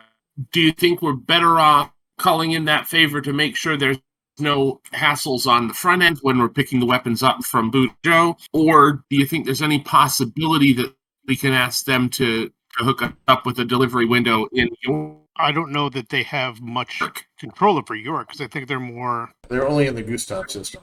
Right. All right. So yeah, they're not going to have that kind of. They're not going to have any connection. And yeah, I mean, if the Aslans cannot help us outside of the system, then we may as well call in that favor to make sure at least the pickup goes smooth. Yeah, good idea. Yeah, let me know when you want to talk to him. I mean, the best person to talk to them would have been Zug, but of course he's MIA now. Isn't he basically the one who earned that favor? Your whole crew earned the favor. You're kind of seen as a pride or a clan. So, in the eyes of the Aslan. Remember, I was in the face from an arm infection. Yeah, you were not in there, but they would still see your entire crew as in Aslan terms, a clan or a family unit that works together. Right. Even though I'm sure if you show up the rest of the crew, they will still identify you as part of this group. Well, no time like present. Let's call them up. Like, you probably shouldn't make contact, but once you're there making contact, who's calling? I was fairly certain that Lisbeth and Glokta were the ones that did the initial contact prior to. No, it was I did. Glokta, and Arthur. Yep, because I kind of fell into the face roll, so I was doing most of the talking. No, it wasn't you. It was Barry, Glokta, and Lee. They identified Barry as a female since he wasn't a warrior. I didn't remember. I did not know about that, and that makes it I have no idea about that. I don't remember anything about that. Okay. Remember, Aslan are very, very territorial. They're very honor-based. They have a very gender-based hierarchy. So if you're a warrior, you're a male. It doesn't matter what's between your legs, you're male. If you are like a pilot or somebody in a support role, you're female. The warriors rule society, but in reality, those who actually know something kind of rule behind the scene. I remember that Glokta was part of the lot that made the initial contact. I just can't remember whether if it was... Yeah, they sent Glokta in a military-like uniform to present him as a warrior to a warrior race. Mm-hmm. And the guys had talked to Lion-O the Great, who was old and like a little senile, but turned out his wife was actually running everything behind the scenes. And he approached... I thought it was, I can't remember, I believe it was Barry, but it might have been Arthur, but I believe it was Barry as, hey, can we talk as females and really get this pomp and ceremony out of the way? It wasn't me, I can tell you that. And that wasn't? I would have remembered that whole transaction. I gotta go back and listen to the episode. I can't remember. It's been a while, but yeah. Lee, was that you? I think that was me. Okay. So that's why I talked to you as as females on the without the pomp and ceremony. Yeah, I don't. It sounds like a Brady. But, no, I would have remembered something about that if it was me. So yeah, it turned out that there's Lion-O's son was trying to make a power move, and you guys kind of shot him down and put him back in his place with Zug, who beat the shit out of him and said, "Hey, your parents told you to maintain your place," and you did it with all within like ceremony and decorum. With the wrestling match when Zug was all greased up. It was a ceremonial fight. So, and once Zug had whispered in his ear about who sent him to fight the ceremonial fight, they realized what was going on, and the guy then stepped down and like, oh, maybe I need to do more than just be a badass and fight. It's not just about fighting. There's political intrigue going on. That was a long explanation. Sorry. So, who's calling these guys? I'll call. All right. Welcome to the Aslan Mercenary Defense Force. How may I direct your call? It's a female Aslan talking at the time. I asked to talk to Lionel's wife. Do you have any? I don't remember her name. I don't remember her name personally. Why would you need to talk to Leonis? We had worked with Leonis before, and on a personal issue, she said if I ever needed help, that I could reach out to her and get some help. And so I wanted to reach out. Oh yes, we'll get you in contact in just a moment. Please go on hold. You know that background noise. I'm sorry. He types. It was actually scratching. I type and it's what? Post. No, I was just saying that wasn't actually keystrokes. That was her scratching on a post. You hear some like really bad like Aslan like elevator music, talking about like I fight the other clan, I get my territory, and I build a family. Yes, meow meow meow meow meow meow meow meow meow meow meow meow meow meow meow. Please hold for Linus. And Thank you. I do remember owing you a favor. What's going on? Yes, ma'am. We were hoping we could arrange for a gap in the area security so that we can load up some cargo to take away from Gustav, to take it out of your hair. What kind of cargo are you talking about? Nothing dangerous or living, is it? No on both counts. It's just some illegal, medications. Give me a deception check.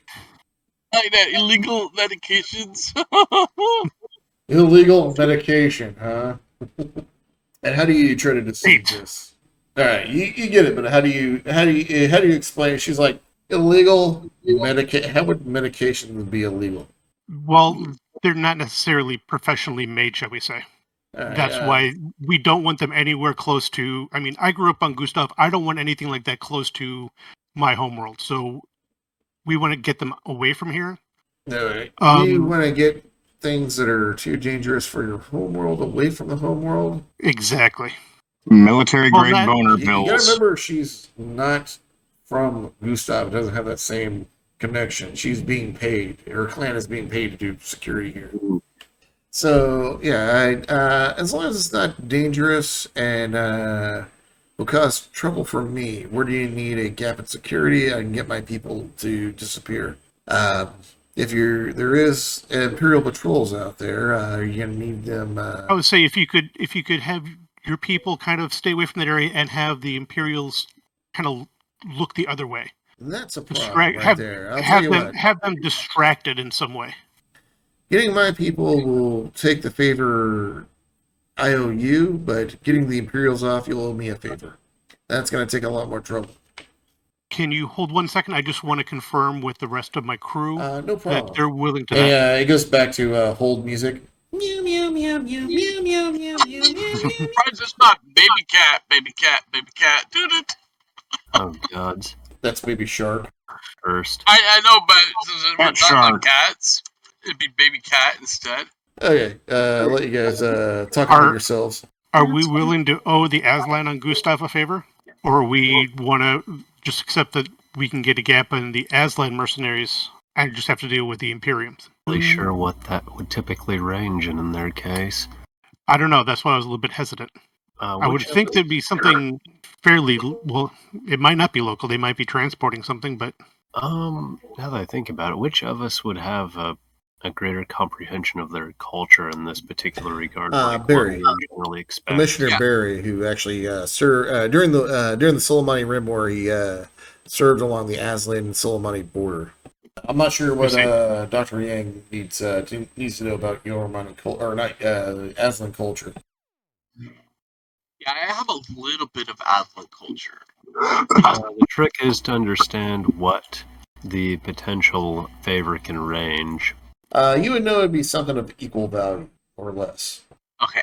To ask for more would go against their honor code. so in other words, it's not like we're going to have to go do an honor killing for them. No, you're not killing anybody. They're not killing anybody. They're not going to call upon you to kill anybody. I think That'd be a call for the So if captain. we're asking them to pretty much help Convenient. us smuggle, we'll probably have to smuggle some for them in the future. Knowing the Aslan, you would kill them themselves. Otherwise, it'd just be dishonorable. Remember, they're like cat Klingons. They don't. They see stabbing in the back as being dishonorable. Yeah, they really remind me of Kilrathi from Wing Commander. I never played it, so I don't know. I really want to think that the Aslan are made off of Wing Commander. Aslan had existed long before Wing Commander existed, because they existed. That or Wing Commander. Aslan and Traveler existed before video games existed. It's possible that video game They got a time machine to go back in time and copy Wing Commander. No, it's possible that Wing Commander copied Traveler. It's entirely likely. More than likely. Wing Commander is basically just Mobile Sim Traveler. Except for Privateer, which is literally just Traveler. Let's get back to the game. Let's get back to the game and stop talking about Wing Commander. Okay. Are we willing to take on this owing the Aslan a favor? Captain Lisbeth? Sure. Okay. I mean, it would have to be a favor next time we're back in the system, probably. Yeah. Unless they've got something in mind, right? I don't think they have anything No. fast enough to keep up with you guys. They're just a backwater mercenary unit. Yeah. They may have a jump to ship, like a jump to mercenary vessel, but yeah. Okay. Then I will accept that Yeah, so favor from her. you get the So I'll get back. So have you decided on what you want to? We have decided we will accept your offer. Yes, I think we can make sure the Imperial patrol will be in the opposite side of the system at the time. Excellent. Thank you very much. Okay. I guess it's click instead of, if you're not gonna trade gifts. Do you have any kind of like etiquette or any kind of like I was going to say, I guess I should do something. I do have diplomacy. give me a diplomacy roll. A whopping 2. All right, you didn't think about giving you can if you want, but yeah, it didn't. My GM suggestion didn't pop into your character's mind. No. Okay, so yeah, you do get a over the comm relay. You do get a buy one get one free. Buy one get one free with family meal for Omegato Vato restaurant, which is now getting pretty big on the planet Gustav. I think it would be insulting to send her a gift card for Shawarma Cat. It's up to you. She said that's what. Given that you didn't send her a gift, she sent you kind of like the whatever gift. So, yep. Could Barry potentially roll an assist in this regard? Sure. I'm not sure. You're gonna have to roll at least a 6. Usually, you have to do an assist check beforehand, but I'll let you. Like, hey, dude, you want to do this as you listen in on the phone call. So, education plus what you know about the Aslan. What skill do you have? I have an Aslan language. Give me Aslan language because you'd have to know a little bit of the Aslan. I'll take that one. And then you said based off of my education. Yes. All right. Well, here we go. You need a 6. You're not gonna do it. I also like the buy one get one free family meal ad. They basically give you a fucking coupon for a fast food place. Like, oh yeah, I rolled a 12 on my language go. You rolled a 12. You needed a 6. Okay, so you think about giving an actual proper gift to close the deal, which is Aslan tradition for closing deals. We do have. And let him know, Commissioner Barry. Yeah, give her some sort of gift. Nothing offensive though, so maybe like a coupon for Meat Monkey or something. With a 12, you should probably give a little bit more, like giving the bare minimum, like she did with when you didn't. That would be insulting. Was kind of an insult. I'm thinking we do still have some of the Aslan milk vodka that she gave you. Well, I guess that'd that would be kind of insulting to return that. But do we have any meat monkey or anything? We do have some Terran rum, don't we? Ooh, yeah. Yes, Let's send some of that because I like that idea. Okay. Just in the Terran rum, you get somebody actually shows up. A Aslan warrior shows up to give you a gift of.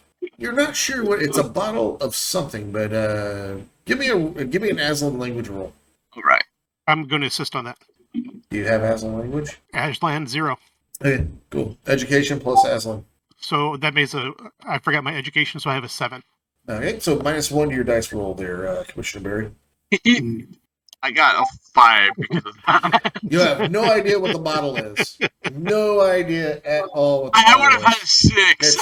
It's written in a form of Aslan you're not familiar with, Barry. And Okay. Fair. as you, Lee, as you bullshit about what you think you understand it, but you obviously don't, and you're kind of bullshitting, it kind of makes it a little worse for Barry to actually properly translate and figure out which dialect of Aslan. So you have a bottle of random Aslan booze with a thank you letter. I can't wait till that. And put it on your manifest, because I can't wait till you guys actually use it. Yep. That's going to be a whole adventure in Do you itself. want to put that on the manifest there, or want me to? Elizabeth, she already did. Okay, cool. Today is a good day for everyone. Random bottle of booze, unknown. Random bottle of cat booze, so it might be a bottle of scuba or something. Yeah, it's probably going to be something weird. All right. It's gonna be skooma. All right, so you got a free open shot to the picking up the weapons. It's going to be catnip aquavit. Any cargo? You can't pick up cargo. Any passengers you want to pick up? I want to say no. I think you only have like Patch one room track available. record. Like, how many rooms do you have available? Yeah, we're a little short on berths right now. I mean, somebody in the freezer would be fine if we had open all your freezers. freezers are full of Yoramani Exactly. neon knives, so and I think you only have like 2 And- rooms open. Stateroom there's- passengers tend to ask uncomfortable questions like, "Why are we being boarded?" Right? Why? Yeah. Where are we dropping off all of our Yoramani? You need to get them to Red. Yeah, you guys need to get them back on plan with Red. And Red's on what, York? Yes. Yep.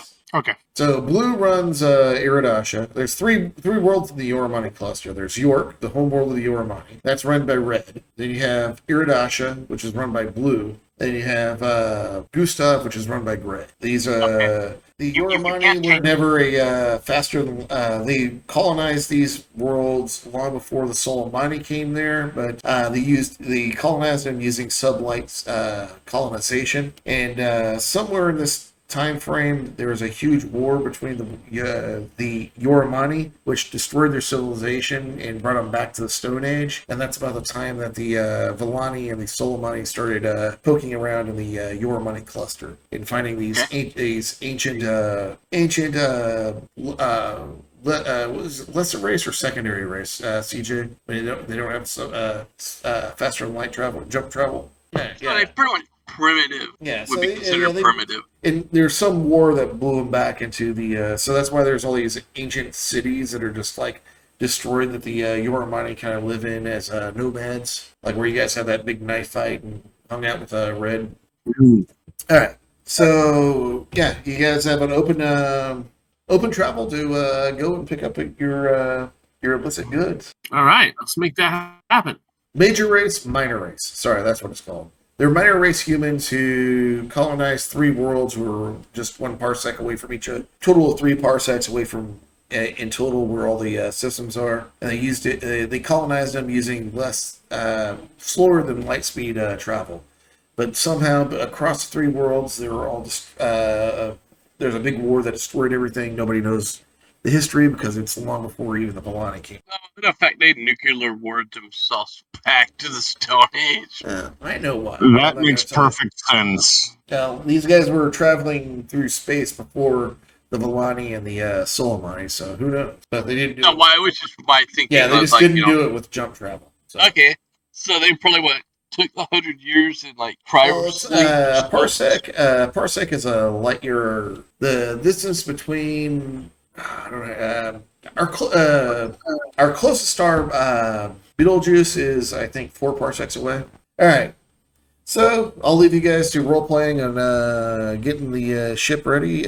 Make sure you pay your fuel costs. Actually, the fuel costs have been paid. You just paid your maintenance and mortgage. So you should be getting good to go money wise. Yeah. Yeah, we last paid our mortgage and upkeep when we arrived here, so we're sitting pretty. Flying off Gustav and heading to our rendezvous.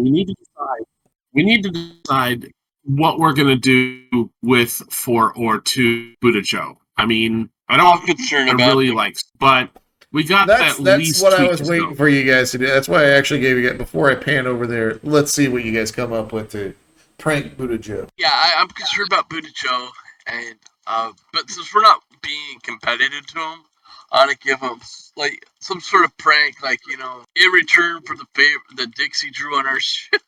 An entire shipping pallet of these. Yeah, too bad we don't have any murder flies left.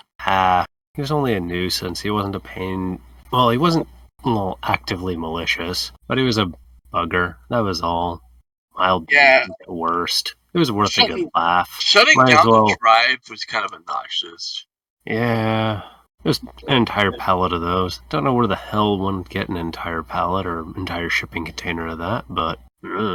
It takes time to transfer this cargo, so could we have Galacta, who's got vac-suit skills, like spray paint the Imperium Sucks Aslan balls on the side of his ship? Lipstick on the nose of the ship, eyeliner around the front windows, and a little pink bikini around-ish the middle of the ship. He might catch you guys painting the ship, because you guys are meeting on a moon. Is there something we can slip into his the air system on his ship so that it smells like farts throughout the ship for a while? I would say that would be a engineering or mechanic check. I'm down with that. Smell like farts. I'd probably say 10 credits for stink bombs to put in there. 100% worth it. I'll call it a ship expense. I'm okay with that one. I really like it. So you might want to explain to CJ why you're pranking this guy you're picking up weapons from, because I would be kind of like, what the fuck? Why would you mess with this guy?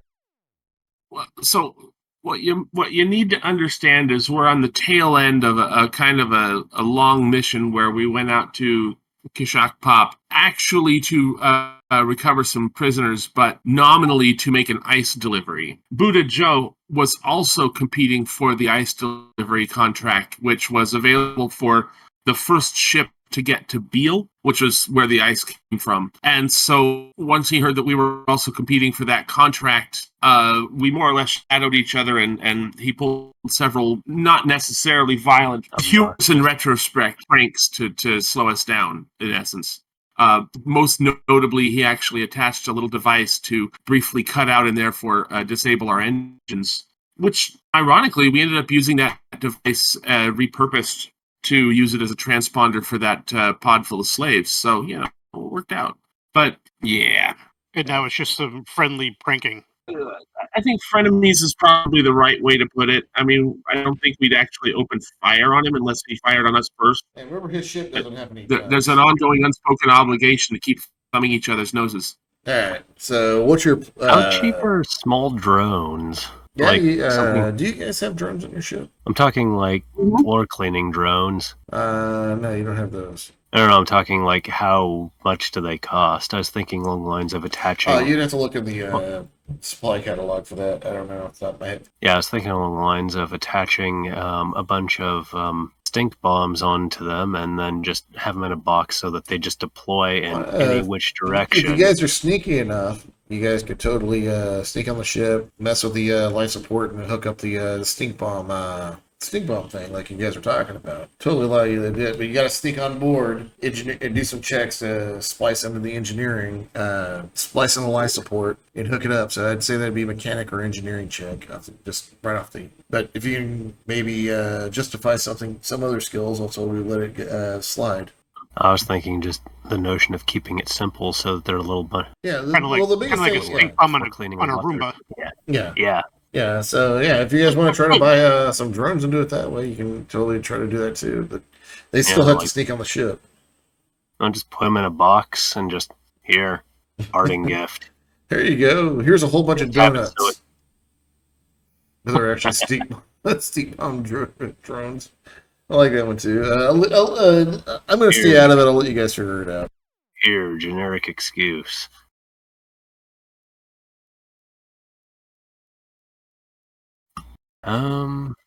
Yeah, we just have to tune them up a little bit so that they run extra fast, so they're a right bitch to catch, so they can hang off the walls and scurry about. I'm okay with sending him some ripoffs that will make his ship smell like parts.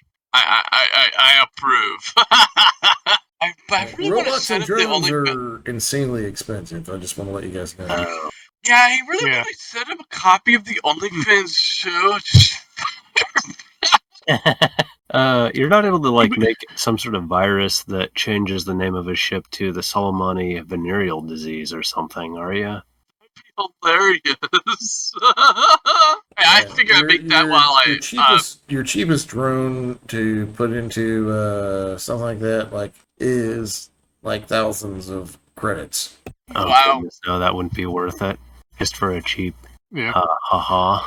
I still think your best bet would be sneaking on board, hooking up a stink bomb to their life support system, and sneaking out. And you might even because you guys have to cross-load cargo, so there might even be a really good chance of being able to do that. Yeah, I don't have the stealth skill myself. I don't know if anybody does. Glocta, do you know the way? CJ has it. Okay. But yeah, during the cross thing, I'm sure I can drop him a copy of OnlyFans. I know it would be easy to give him a copy of that. Yeah, that's a whole.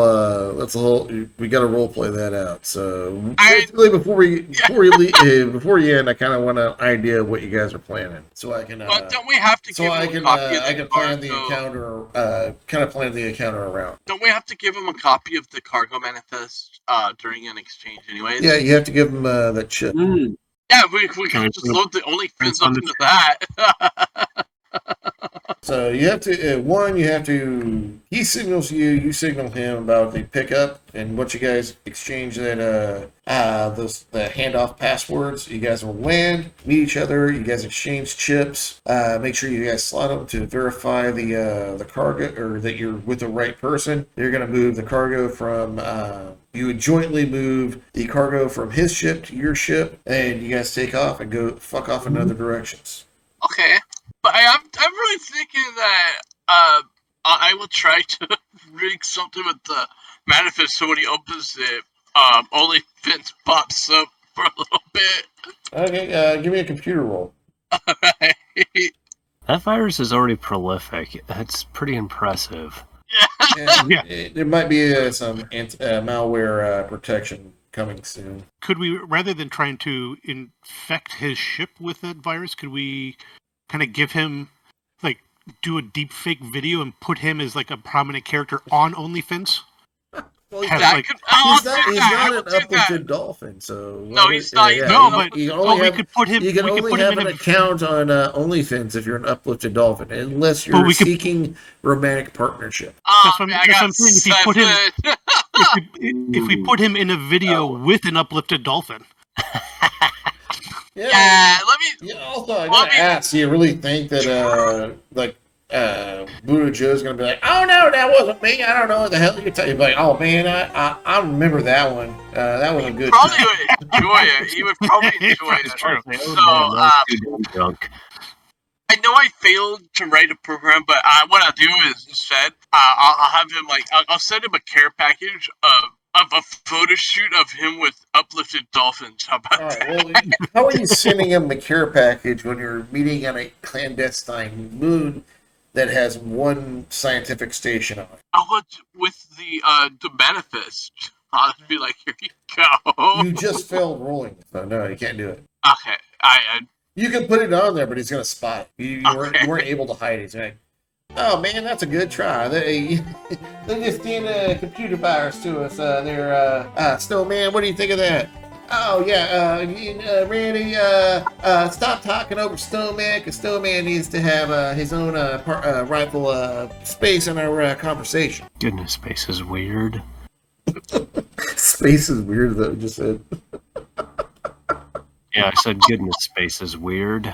All right, so you filled in piggybacking the virus onto the chip, so they catch it. They'll catch it before it actually gets you, and they'll probably laugh and chuckle about it and buy you a shot for it later. I'm not actually trying to harm him. I think that's perfectly fine. Yeah, if you harm him, that's going to be a whole different story. And yeah, you're gonna have like space truckers after you. I don't know. I don't even know what happens if you start throwing. I'm not trying to directly harm him, and I'm still trying to learn the skill Yeah, too. and also, what's going on with the fart plan? Do you guys abandon the fart plan, or the drones cost too much and it ain't worth the cheap. all right? But I thought your original plan was to tap it into the life support system. Oh, Yeah, we're gonna be on his ship, dude. And if CJ has stealth and I'm pretty sure he has mechanic skill, and he's the also lead of have, the crew, so he might be able to disappear on the ship for a couple minutes without people noticing you while also we're have doing Dr. the transfer. Yang, who's a expert in jump drives and engineering of starships. So you have two characters that are really good. Probably rig an aerosol can to something on the jump drive. It'd be perfect because then he can't air the ship for a solid week. No, just Yeah. we don't want to screw things up too hard because there's the potential we can break his ship or. Hey, also remember, he's also working for Gray right now, so and Gray's not the most nice person out there. Oh yeah, let's only troll him. Let's not break his shit. Yeah, that's why I was trying not to give him something harmful. I think. Okay. Yeah, I'm just saying, if you catastrophic stink bomb. Yeah, he's working for Gray, and you don't want to piss off Gray. I'm telling you that now. She scares me, and I'm playing her. She scares you. Well, I didn't think we were talking about breaking anything, just putting an offensive smell on his ship. Well, he's I'm saying if you mess up with his jump drive, it might affect him working for Gray also. So you might not want to do that. That's to make effectively the stink bomb for which can be clipped onto the whatever the hell. Yeah, it would be funny. Hook it up. The stink bomb goes. It's activated when they go into jump. That would be hilarious. But yeah, I'll leave it up to you guys. Yeah, and just clip it on the intake of their air recycler, and that'll do the job. Yeah. Okay, so which one of y'all ninjas want to do this? Yeah, and this will be the next session when we're actually going to be doing it. So I just want to make sure you guys got a plan so I can actually plan for it. Sounds good. Yeah, that is fair enough. So let me get this right. You're gonna do a tap onto their life support system. Pretty much a device that clips onto the intake of the air recycler. So oh my god! I just thought of a fucking even. It might be too cruel. Disable their refreshers. Nah. So they can't they have no toilets. They're already having to work for Gray. We civilized folk have to have standards. Fair, I don't want to disable anything on their ship. Well, no, if you still get the mission, but now they can't poop in the bathroom. Yeah, they're already having to work for Gray. They now have to store it somewhere on the ship for a week in jump space. Nah. That would be fucking cruel as fuck. Eggy farts. That's. I would shoot. I would literally shoot somebody if they did that to me in fucking Traveler. Exactly. As the 4Y, we're just going with eggy farts. Just keep it simple. Okay, cool. All right. Anything else you guys need from me before we call it a session? I think we're good. Can't think of it. we're good.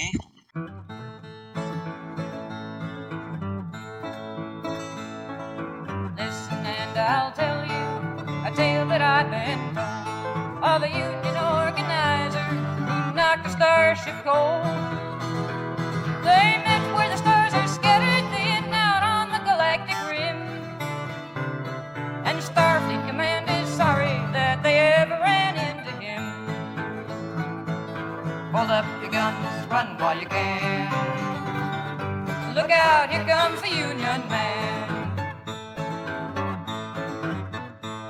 Now the ship was patrolling rim stars when she got a call for aid, and up come a local convoy in a hurried grim parade, saying, "Captain, we've got a monster who's too much for us by far.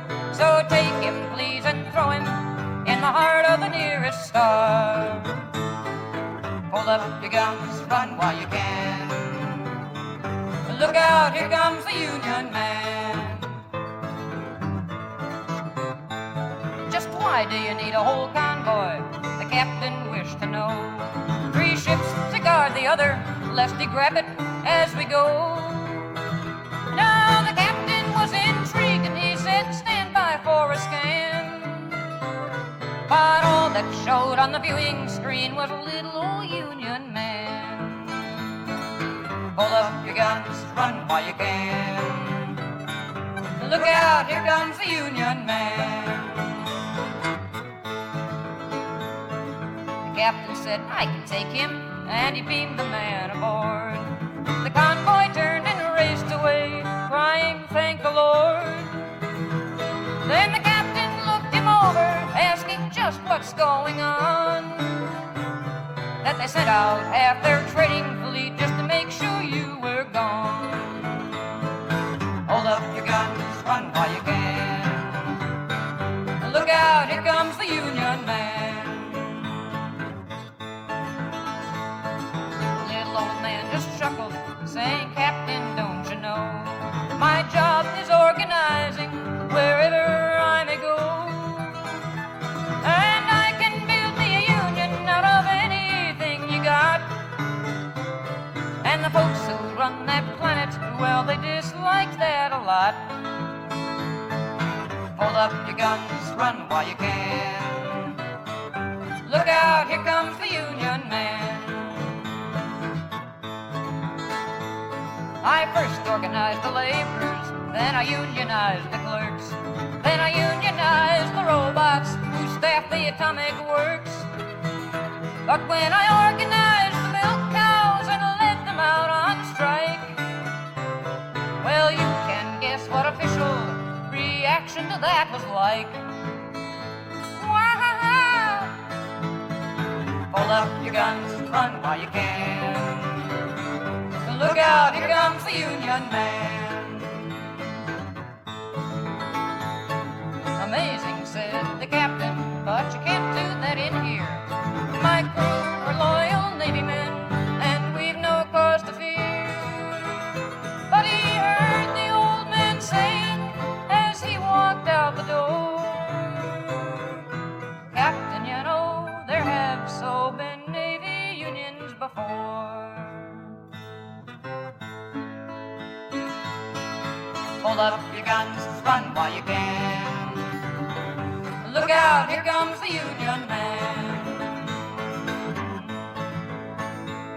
Well, the captain soon forgot him, setting course for Starbase 5. For all he saw, the Union man might never have been alive.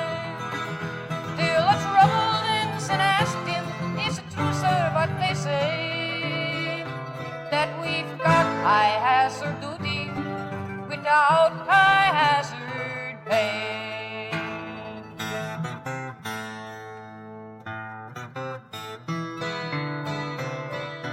Hold up your guns, run while you can. Look out, here comes the Union man. Well, the captain couldn't answer, except to say it's true. Starfleet could pay you better, but there's not much I can do. But when he woke up next morning, he found out what morale was like. For the bridge was filled with pickets, and the whole crew was on strike. Pull up your guns, run while you can. Look out, here comes the Union man. Then the Union man walked up and said, I'm sorry to trouble you, but your ship is now a drop shop of the IWW. We sent our demands to Starfleet Command, and they said they'd grant us none. So we're just gonna keep on sailing until this strike is won. Hold up your guns, run while you can. Look out, here comes the Union man. Now further, we've decided to run this co-op style, giving everyone experience at each other's jobs a while. We like you too much to dump you at the first starbase we see, but we voted you to the galley, and this week's command to me. Pull up your guns, run while you can. Look out, here comes the Union man. So somewhere down in the galley, you'll find poor Captain Kirk, scrubbing away on dishes, swearing it'll never work. And Spock, as he tries those dishes, says it might succeed, I fear. And please, sir, while you're washing, don't splash water in my ear. Hold up your guns, run while you can. Look out, here comes the Union.